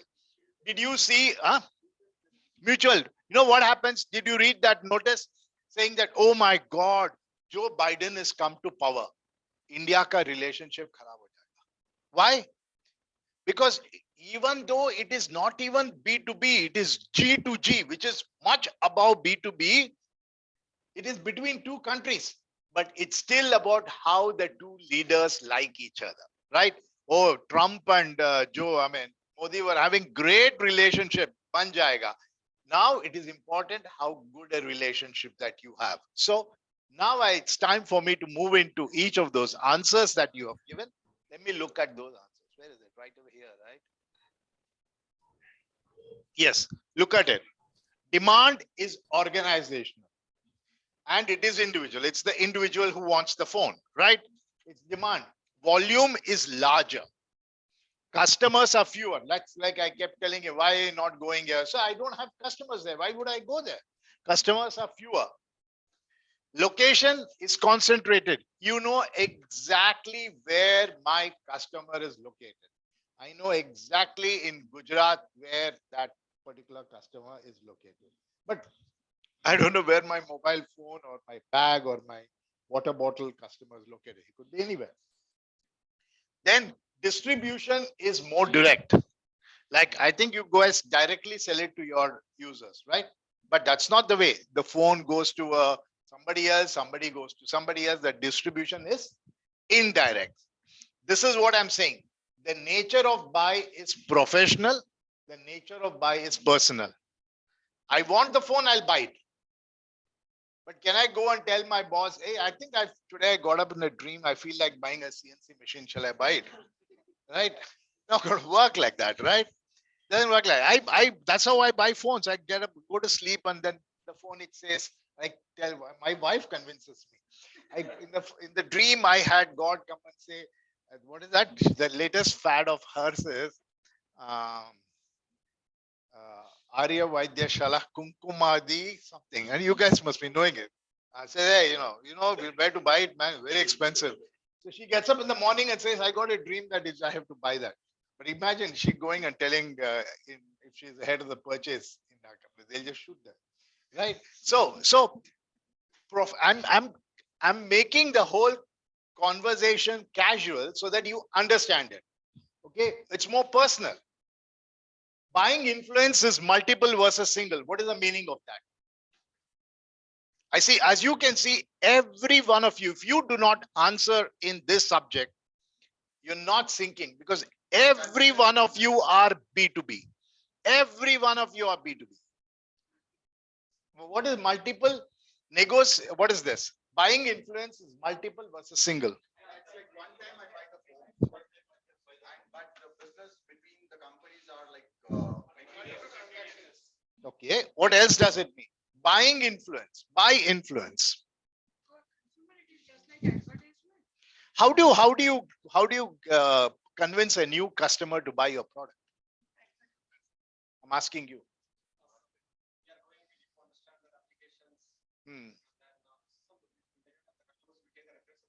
What is that? Some word you use, dangerous word. What is that? Reference. What is reference?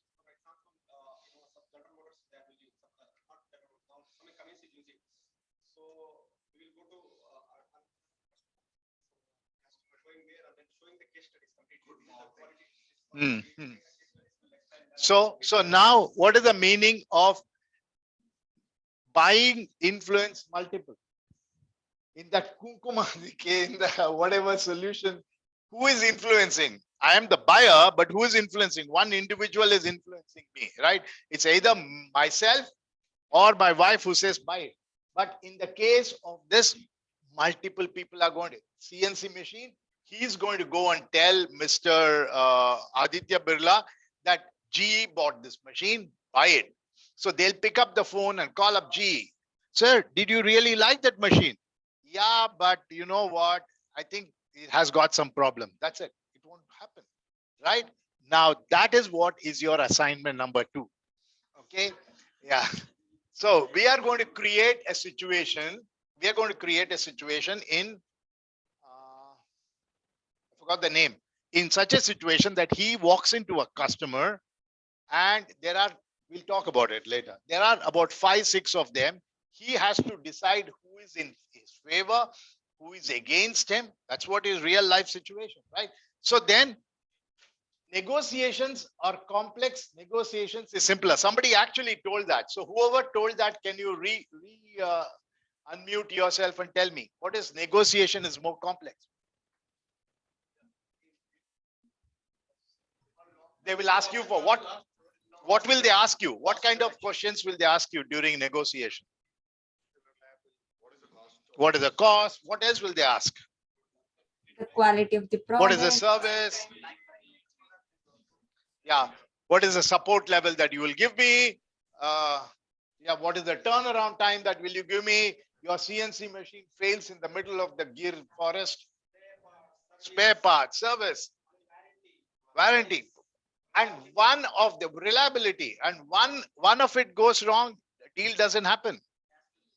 Yeah, so negotiations, absolutely negotiations, very, very complex, very, very complex.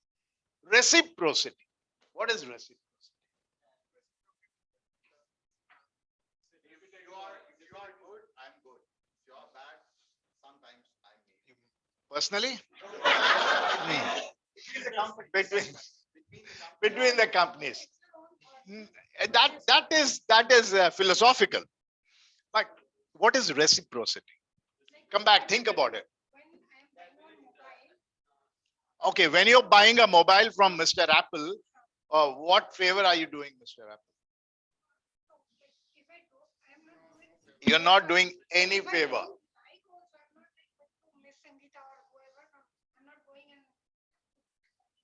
Correct, correct, correct.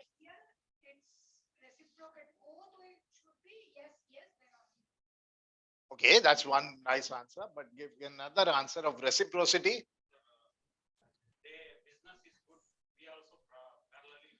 Fair enough. Okay, one more example is that there is a possibility that you may also buy from them. Just, it is a two-way street. You are selling to, what is the company? Louis Philippe. It's likelihood that you may also buy from Louis Philippe. It's a two-way street, right? It's a two-way street. You are selling machines to a company, their end product you might end up buying. You may be MRF Tires who is selling to Maruti, but it's potential that MRF Tires might buy 500 cars. So there is a possibility of reciprocity that's happening between the two. Just because she buys Apple phones, what is Apple going to gain? Nothing. There is no reciprocity of relationship. Then leasing. What is leasing? Payment terms or terms of this one. Very, very complicated, right? Lot, and you guys know it. What is leasing is very, very complicated. Very, very complicated. Here, at the most, she might go and beg her credit card company and saying, please give me an EMI. That's between you and your credit card company. That's nothing to do with me. But in the case of a B2B business, I am willing to give you, sir, please do your payments 90 days later. Sir, please do your payments at another type of thing. We have all kinds of things. This is your very preliminary marketing class. So I have to stop myself from going too deep into the subject. So you have all kinds of things, right? Reciprocity in the business that I am in satellite manufacturing, we wanted to put up half a dozen satellites in the sky. The manufacturer will come and tell us, sir, we'll manufacture for you. पैसा नहीं है, छोड़ो sir, क्या problem है? पैसा तो हम डाल के देंगे आपको. Because this is the potential business. They are willing to invest on the business, on your business, hoping that you will grow and we will have, because our relationship is long term. This is what he said. Product is customizable. There's no customizable. Finally, service support. You said is very important. Price, huge negotiations, right? Huge negotiations. It's very, very tough. It's very, very tough to have in a thing which is. Then intermediaries. What does intermediaries mean? Between you and your product, there are half a dozen people. Miss Sangeeta, Miss Purvika, Mr. also, right? Once in a while, Mr. Channel 9 and all that, they are there. But between the C, yes? Yeah, what was that? Mr. Pi. Oh, okay, good one. Mr. Pi, nice, nice. Okay, but whereas between between CNC machines and the company, there is very few people. So did you understand what is B2B and B2C? Any doubts on this? This is your base class. This is your base class. If you understand this, we are willing to go further. Any doubts? No doubts? What is the time? Plenty of time, right? 1 hour, 15 minutes.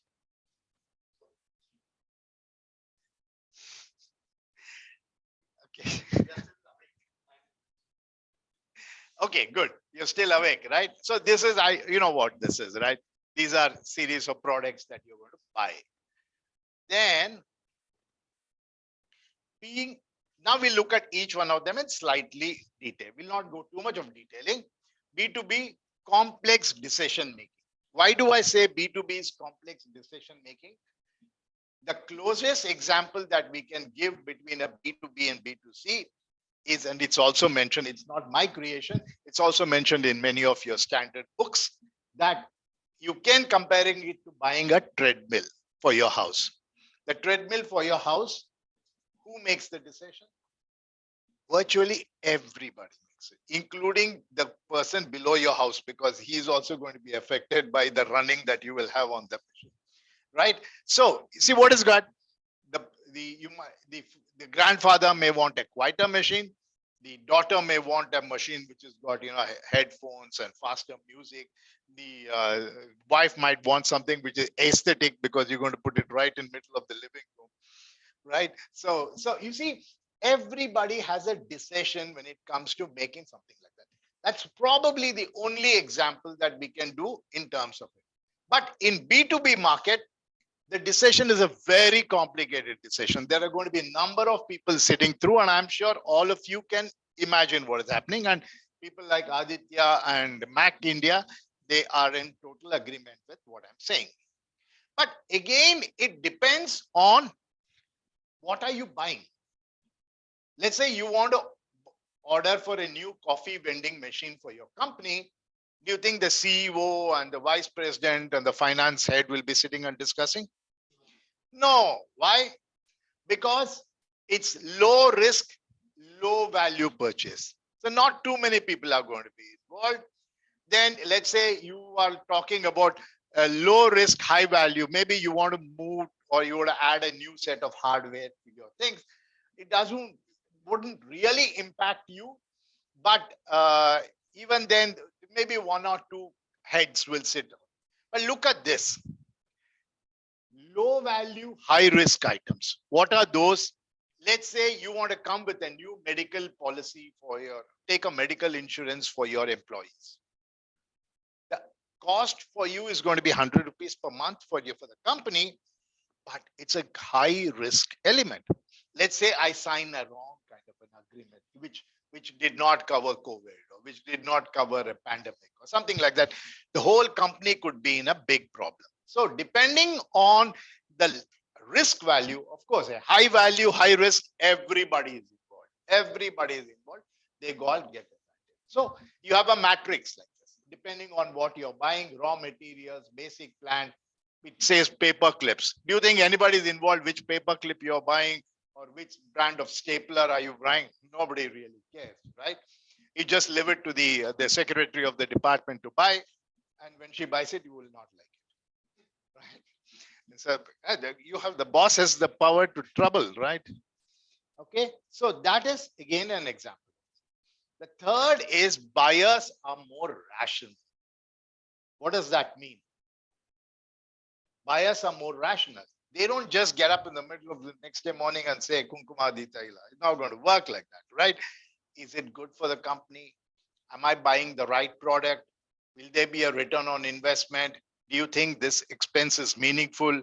What will be the profitability that will improve by buying these products? It's all rational needs. Do I really need it? Does the company really need it? There are 101 things that are involved. There's a rational. How many of us have bought products in our house just by emotion? Right? I told you in segmentation, it's all about emotion. In some time, the comparison, we buy it because we like it, but then we throw it out, right? There are hundreds of products in our houses which are there. We just bought it, and I have this craze for I have this craze for making coffee decoction. You know, I love to make some fine decoction. I got some, and I'm not exaggerating. I've got some 25 different coffee making machines. In every country I go, I look for one. But it's a waste. It's a waste. But then, you know, you really like to pamper yourself for a morning good cup of coffee. But imagine I did such decisions for my company, right? They'll allow me to take that as a full-time employment, right? Making coffee. So, so there you go. You don't get, you get into a emotional, no emotion, rational purchase. Second is complex. And the decision making in any organization is very, very complex. You don't even know. And I don't know how many of you guys will agree with me. I want to go and sell something to Reliance. I don't even know how to begin. I don't know whom to approach. I can't go to knock on Mr. Mukesh Ambani unless and until I land up with him on the elevator, but which is never going to happen, right? So I can't wait for that golden moment, but I don't know who to go with. Very, very complex things. You have no idea what happens. Every company wants to be a black box. Every company does not want to show transparency. Every company is going to act as though it's a black hole. Nobody knows what is happening inside. And there are going to be number of negotiations that you will have to, number of negotiations with a number of individuals at various levels on your purchase point. I'll tell you is that every time I go for a negotiation, this guy says, hey, talk to me. I'm the decision maker. Then I go back, finalize the specifications and go to him. 1 minute, I just take it to my boss. Okay. So now that boss has to be pleased. So when I please that boss, he says, 1 minute, mera aur ek boss hai, usse baat karne ka. By that time, all my margins are gone, all my profitability is gone.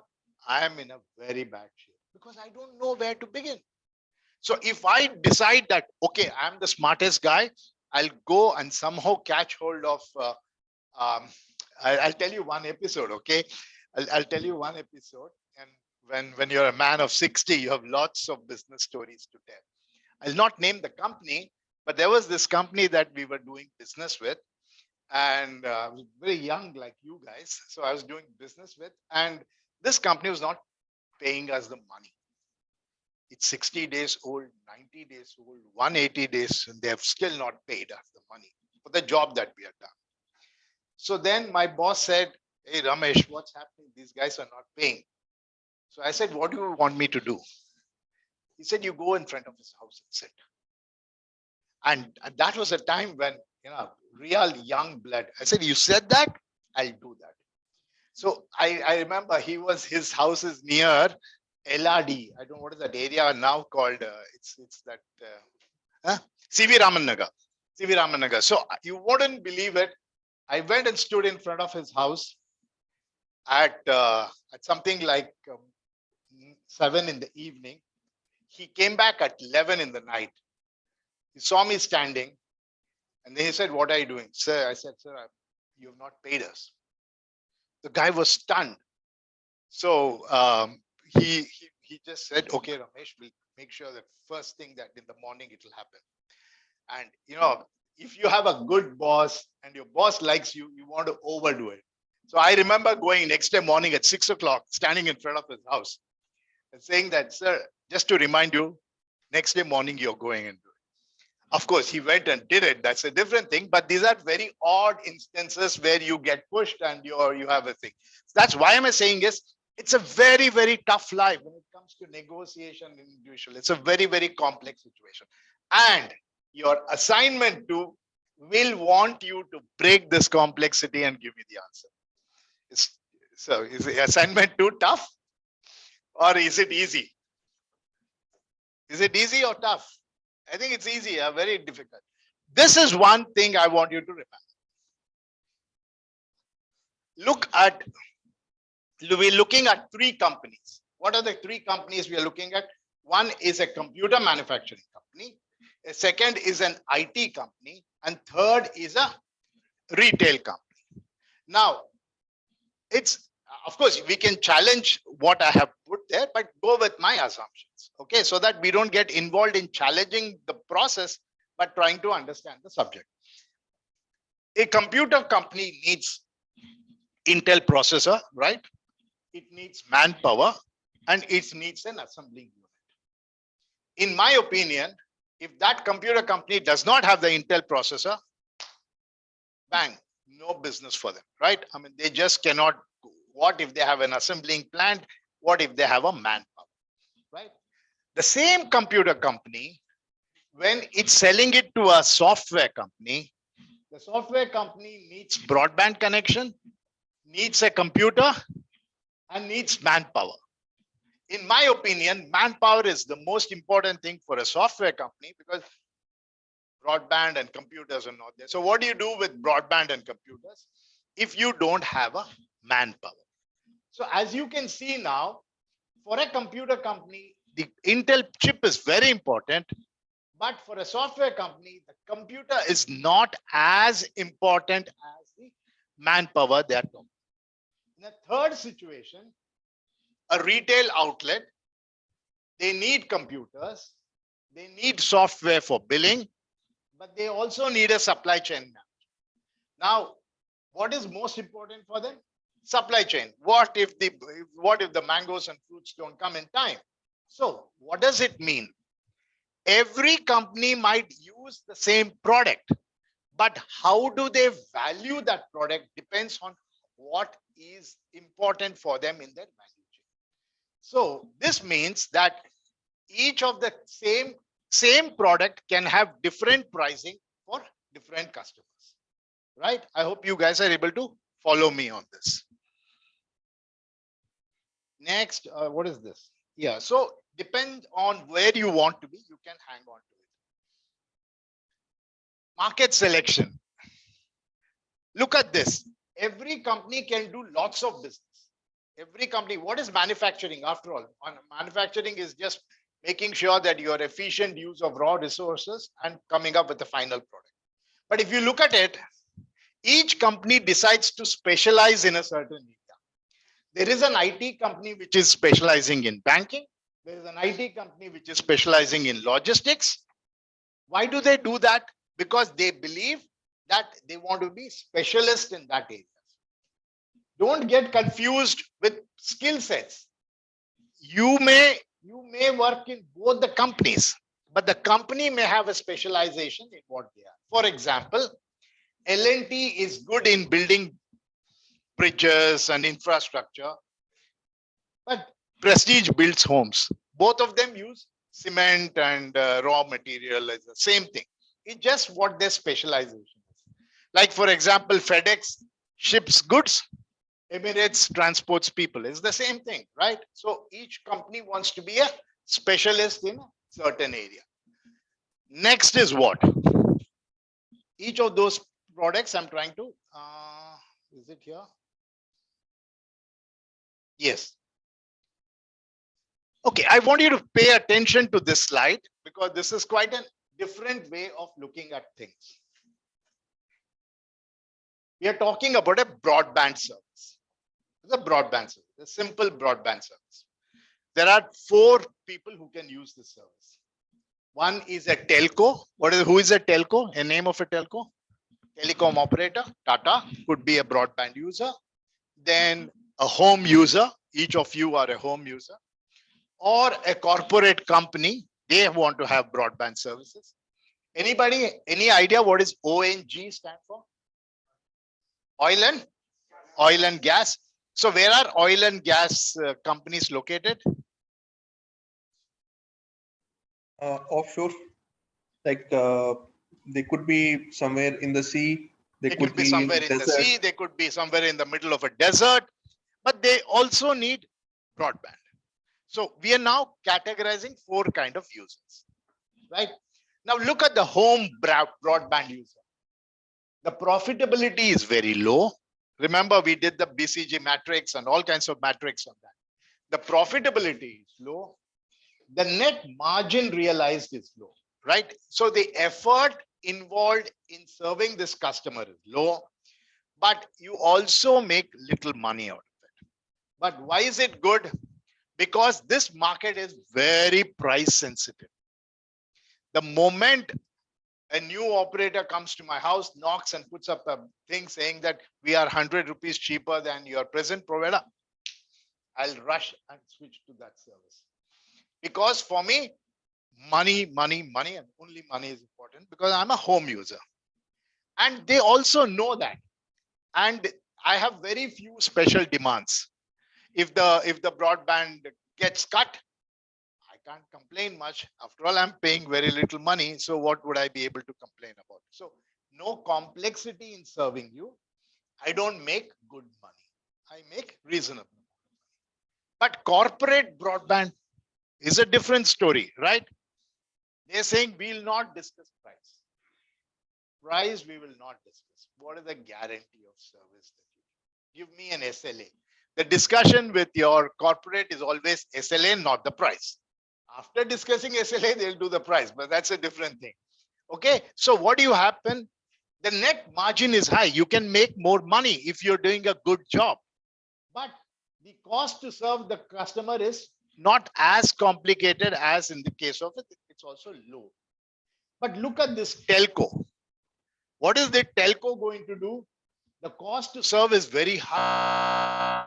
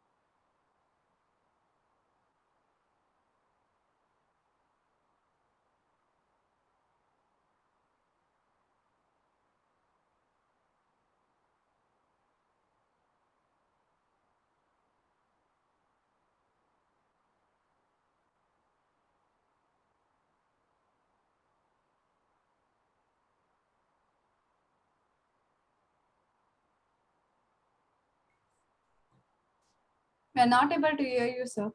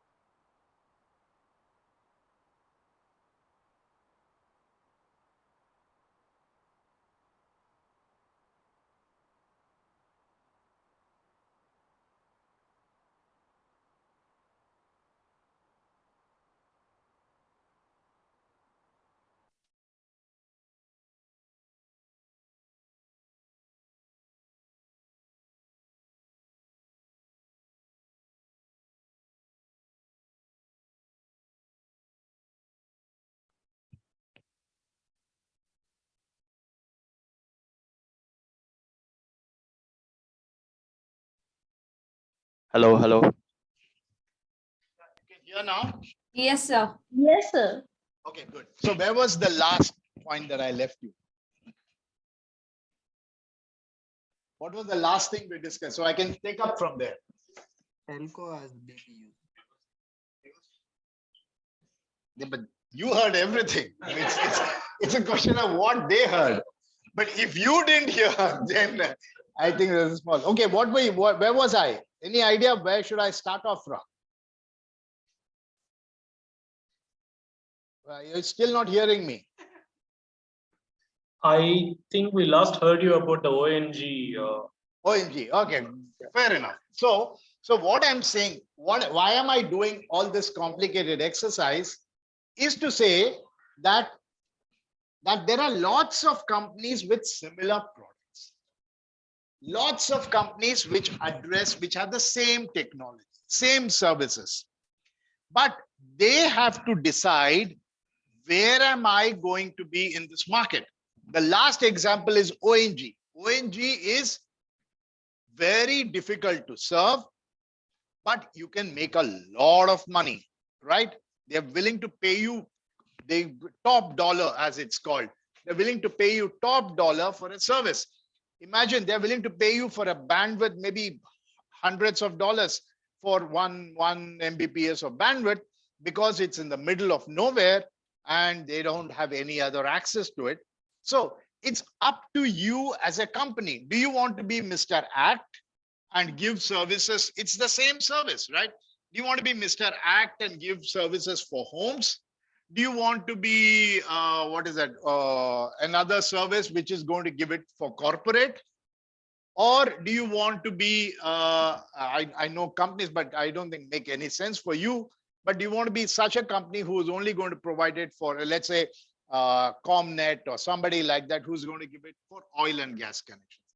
So the point is, in the B2B business, the same type of services, there could be lots and lots of different areas where you want to be. We'll talk about distribution, and we will talk about, I'll tell you what we'll talk and where we'll stop. We'll talk about distribution, we'll talk about communication, and then, maybe another few slides and we will be done with it. So if you have understood this, distribution, what does distribution mean? Distribution means that how does that product eventually reach? Because eventually it's a B2C, right? In many cases, it needn't be. It could end up to be a B2B only, but eventually, how do you release it? For example, look at the role of Mr. SK Pharma or something like that. What does SK Pharma do? There's a pharmaceutical company in Gujarat. There's a pharmaceutical company in Assam. There's a pharmaceutical company in Kerala. Okay, now they have a India market. Let's say they all want to address the Bangalore market. Bangalore market is a market where there is a huge demand for pharmaceutical products. So how can they go and reach every chemist? Can they know how to reach every pharmacy shop? No, they don't know. They'll need a lot of manpower. So what do? They go to a distributor and tell him, I give you the products. Now you be responsible, because you know it's your own country, it's your own city, it's your own place. You distribute it to all of these people. So that is what a distributor does. A distributor could be working for not one company, it could be working for 2, 3, 4 companies. They could be competing also, but they don't mind, because there's a business for each of them. Now that is one way of looking at it. The other way of looking at it is sales representative. I am a pharmaceutical company. I cannot employ hundreds of people. And you know what happens with employment? It's in a country like India, it's very easy to employ, very difficult to, right? It's very, very difficult to get rid of people. So why would I want to get into that complicated relationship? I will get into what is called a sales relationship. What is a sales relationship? Bring me business, I'll give you some commission. Very, very clear. You work, I don't. There's no salary or things like that. So this variable or whatever, I could pay you for your travel, but then rest of the things you could do. So that sales representative may not be as loyal as your employee, but you don't mind. He could be working for 3 or 4 similar sounding guys, but at the end of the day, he's solving some part of your problem. That is what is one way. The other is called channel partners. What are channel partners? Let's look at the same pharma business. Pharma, who are the users? They're individual users. There are corporate users. There are government hospitals. So one way is that I'll tell him that we'll have channel partner. Okay, so you are the channel partner for private hospitals. So you are responsible only for promoting my sales in private hospitals. I will give another guy for another channel. That is for government businesses. So you have so many different ways in which you can do the distribution of your product to the final line. What you choose depends on what are you comfortable with. That's one thing. The second thing is communication. Now I have a new phone. I've just launched the new, I don't know, iPhone 13 or iPhone 14. How do I communicate to the world? I put up in IPL. I put up a huge front one-page banner in Times of India, and I have pop-ups coming all over your place, and that's it, right? I'm able to reach out to each one of you. But let's say Mr. CNC Machine has come out with a new modified part number 4578. That new machine can do lots of other things. Do you think he should advertise in IPL? Or should he advertise in Times of India first page? No. Why? It's because that's a different channel of communication. For example, in the kind of business that I come from, there is a very popular magazine called Voice and Data. So all telecom companies will advertise their products. All telecom users will read those products, and there's a lot of communication happening. That's one thing. So communication in a B2B business is done in a very different way. You can read the substance here. The other thing that happens, and I'm sure you guys may agree, is that there are events, there are exhibitions, and there are gatherings. That is where all of them, there are 2 very popular events in my sector. One which happens, actually 3 of them, one which happens in Amsterdam, one which happens in Singapore, one which happens in the US. So by default, all the satellite operators, all the satellite users, all of them will go and assemble there. Every person you're meeting with is either your competitor, your customer, or your vendor. So you know that there is definitive business. And if you're not there in that year in the exhibition, either your company has done bad or you have quit the job. So we make sure that we somehow pay with our own pocket and make ourselves presence so that we are there. So this is how communication happens between them. The last 2 slides would be, okay, so I'll leave this slide. Products are more complex. You know that. I don't have to discuss with you guys. The products may be costlier. A Porsche may be costlier than a Kirloskar generator, but that's not the point. The point is that the machine itself is going to be more complex than any other thing. Then we have limited number of buyers. You know that, right? If there are going to be limited number of buyers, what is that? There is that chocolate which was there from the DS group, which created a revolution, which has got the tang.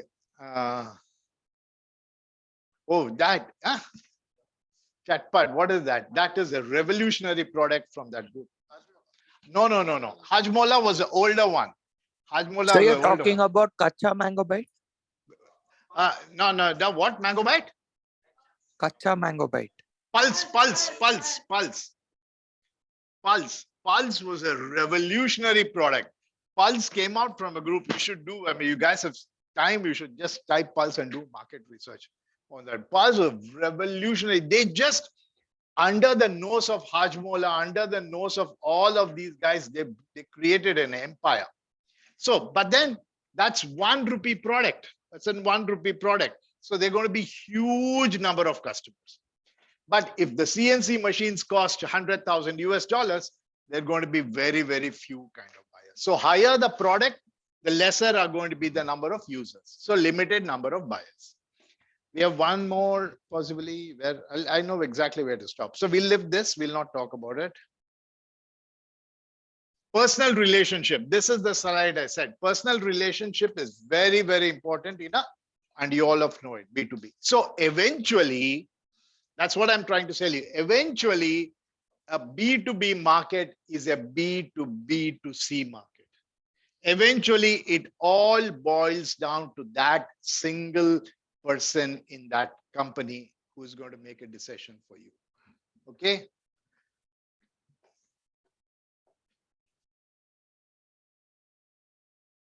A long-term bias. You guys know it. A long-term bias. Actually, in my sector that I come from, we have a contract called end of life contract.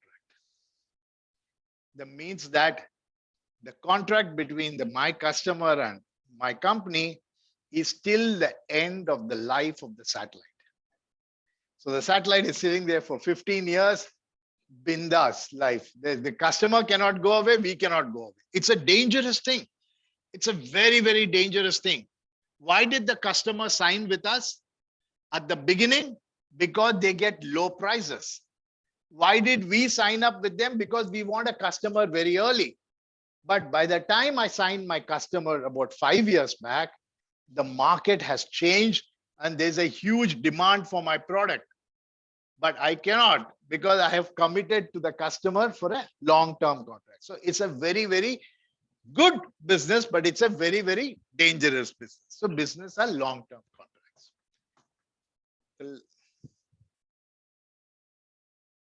So we'll leave it at this slide. Business market, B2B markets are less innovative than B2C market. Any example of that? Who was that who commented on the biscuit while I was eating? Somebody in the group. You said that. No? So what happened was, I'll tell you the reason why it is. So there was this student in section A who was also, we were eating that biscuit, which is the pizza or something it's called. So he was saying, sir, these Parle guys come up with so many new products. So I said, you're inviting trouble by saying this because I'm going to ask you a question in a B2B market.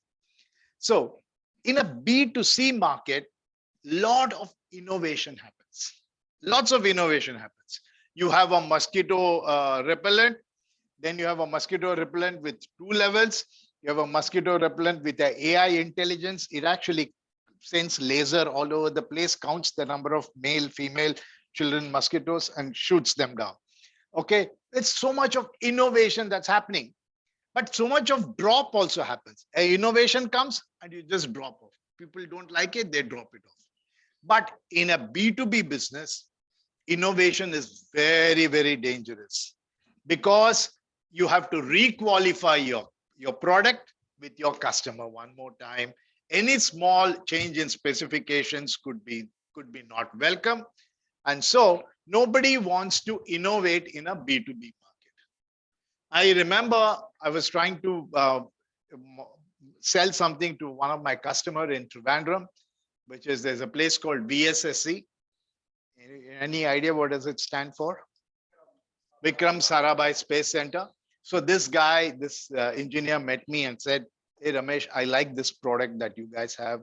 I don't know what was it, was some noise generator or something like that. So he said, I like this product of yours. We'd like to buy it. So I'm going to tell my purchase department that we are going to buy this product. I said, okay, fine, no problem. The product number is 1234 or something. I said, okay. But you know what happens in a government department, right? Things go very, very, very slow. By the time those things went very, very slow, it took about 6 months. In our company, we started innovating the product. We added one more feature, we removed another feature, and we changed the number to 3456.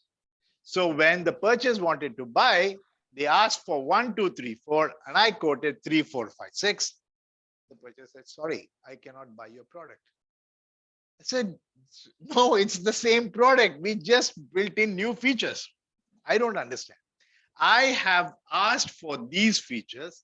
If there are additional features, they are not meeting my requirement. Typical situation. Now that end user, engineer, scientist, he started getting worried.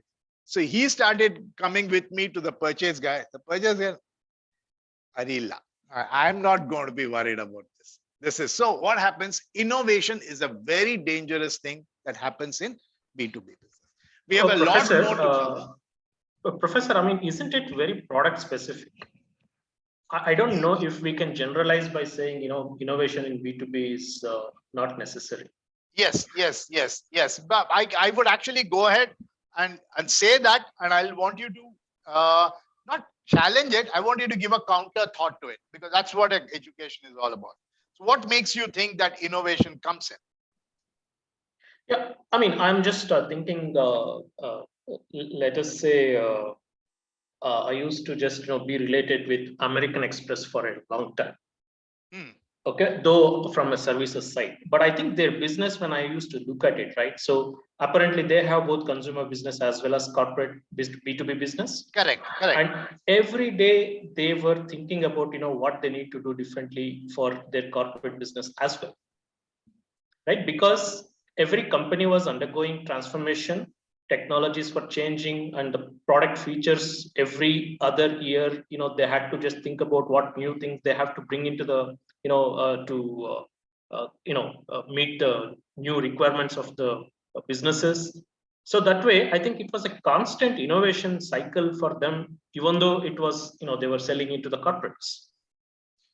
Yeah, so there are, yeah, okay. I'll take what you said. Definitely, it's a good statement of thought. But what happens is, in any sector, there are certain parameters that you have to meet. And right into my next class, we will discuss as to what happens when a customer's requirement changes. Now let's assume, I'll just take hint of it and give you why it's a dangerous statement to constantly innovate. So let's say you agree that constant innovation in B2C market is okay, because some things work, some things don't work. It's okay, I can drop a thing. It doesn't matter, I might lose a few of my customers. They might move to MasterCard. Now, when you go back to your corporate customer as American Express and say that I have a new feature to offer, they are now going to compare this feature with a possibly what another competitor is going to offer you. So unnecessarily, you are now bringing in a new complexity into your own relationship with your customer. So now you say, sir, I have a feature in which you can do level 3 data analysis. Oh, you're able to do level 3 data analysis. There's this startup company which said that we can actually do level 3 data analysis.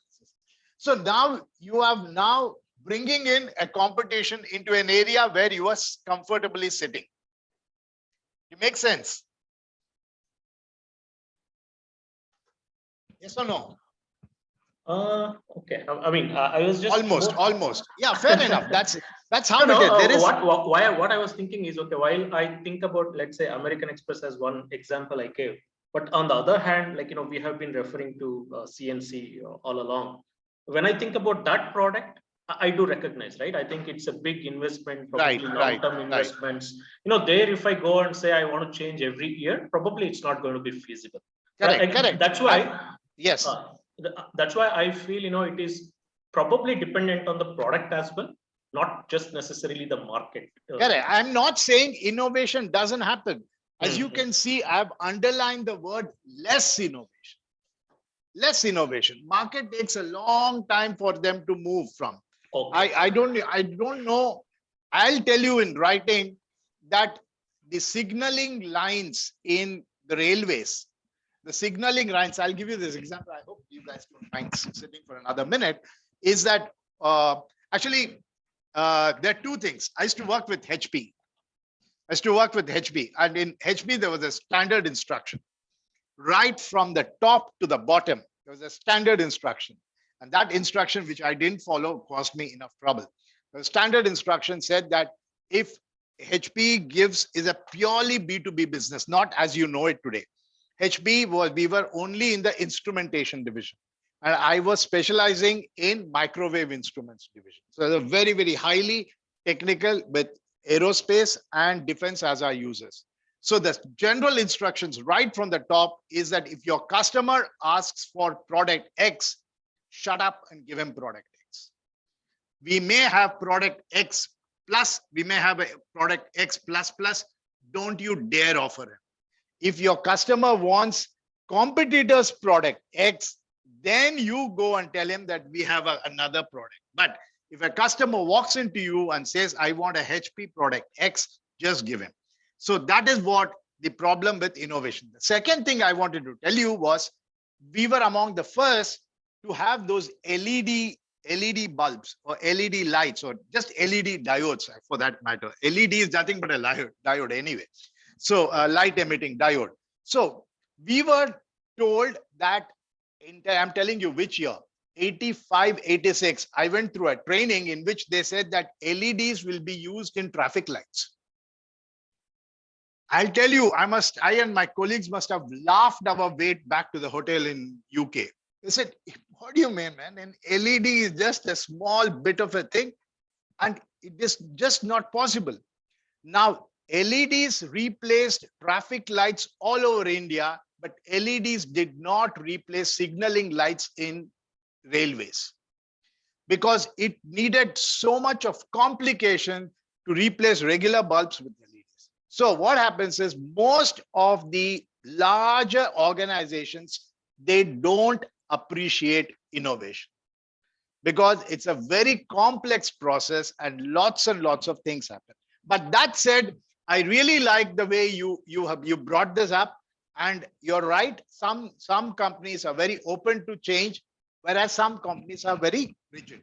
So with this, good job done. We'll catch up 2 weeks from now or next week, whenever that is. Okay. Right. I hope all of you are done with this. Any questions? Any further questions? B2B, yeah, depends, not necessarily all the time.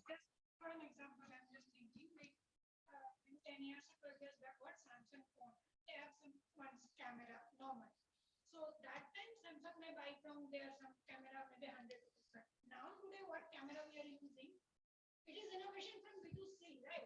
Now maybe Samsung is buying camera, maybe for camera company 500. So actually I feel like B2C leads the B2B. Yeah, B2C leads B2B innovation. But what happens is sometimes the product cycle may die. What happens to Google Glass? What happens to so many other products? The product will die. They have a very small product life cycle.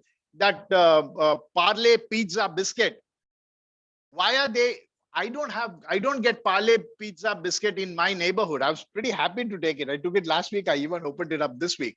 Is because this is the market to innovate. All of you are young buyers.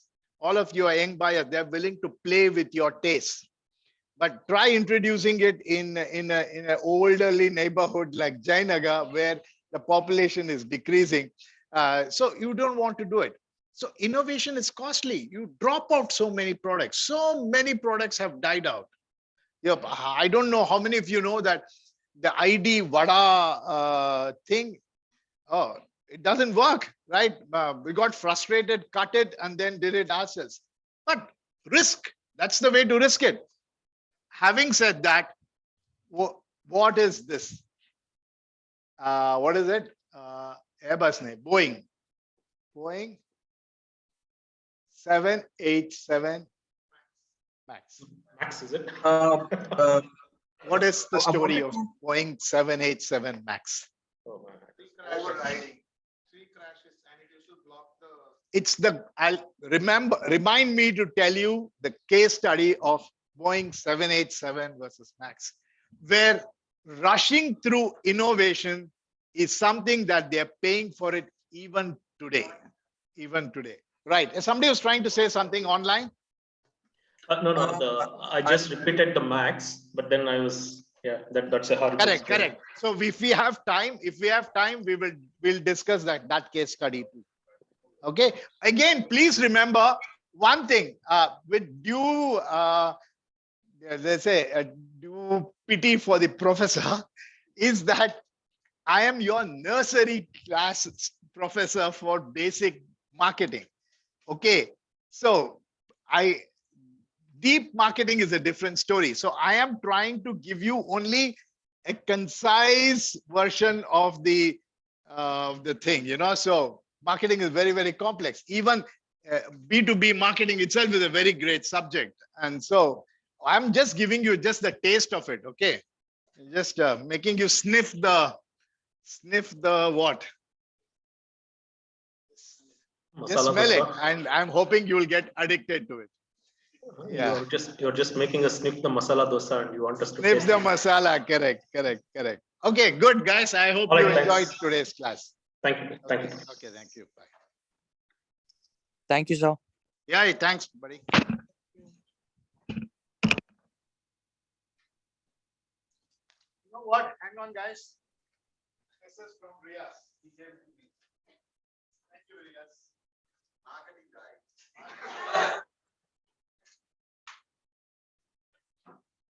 He should give it to you. No. Giving commission. I used to have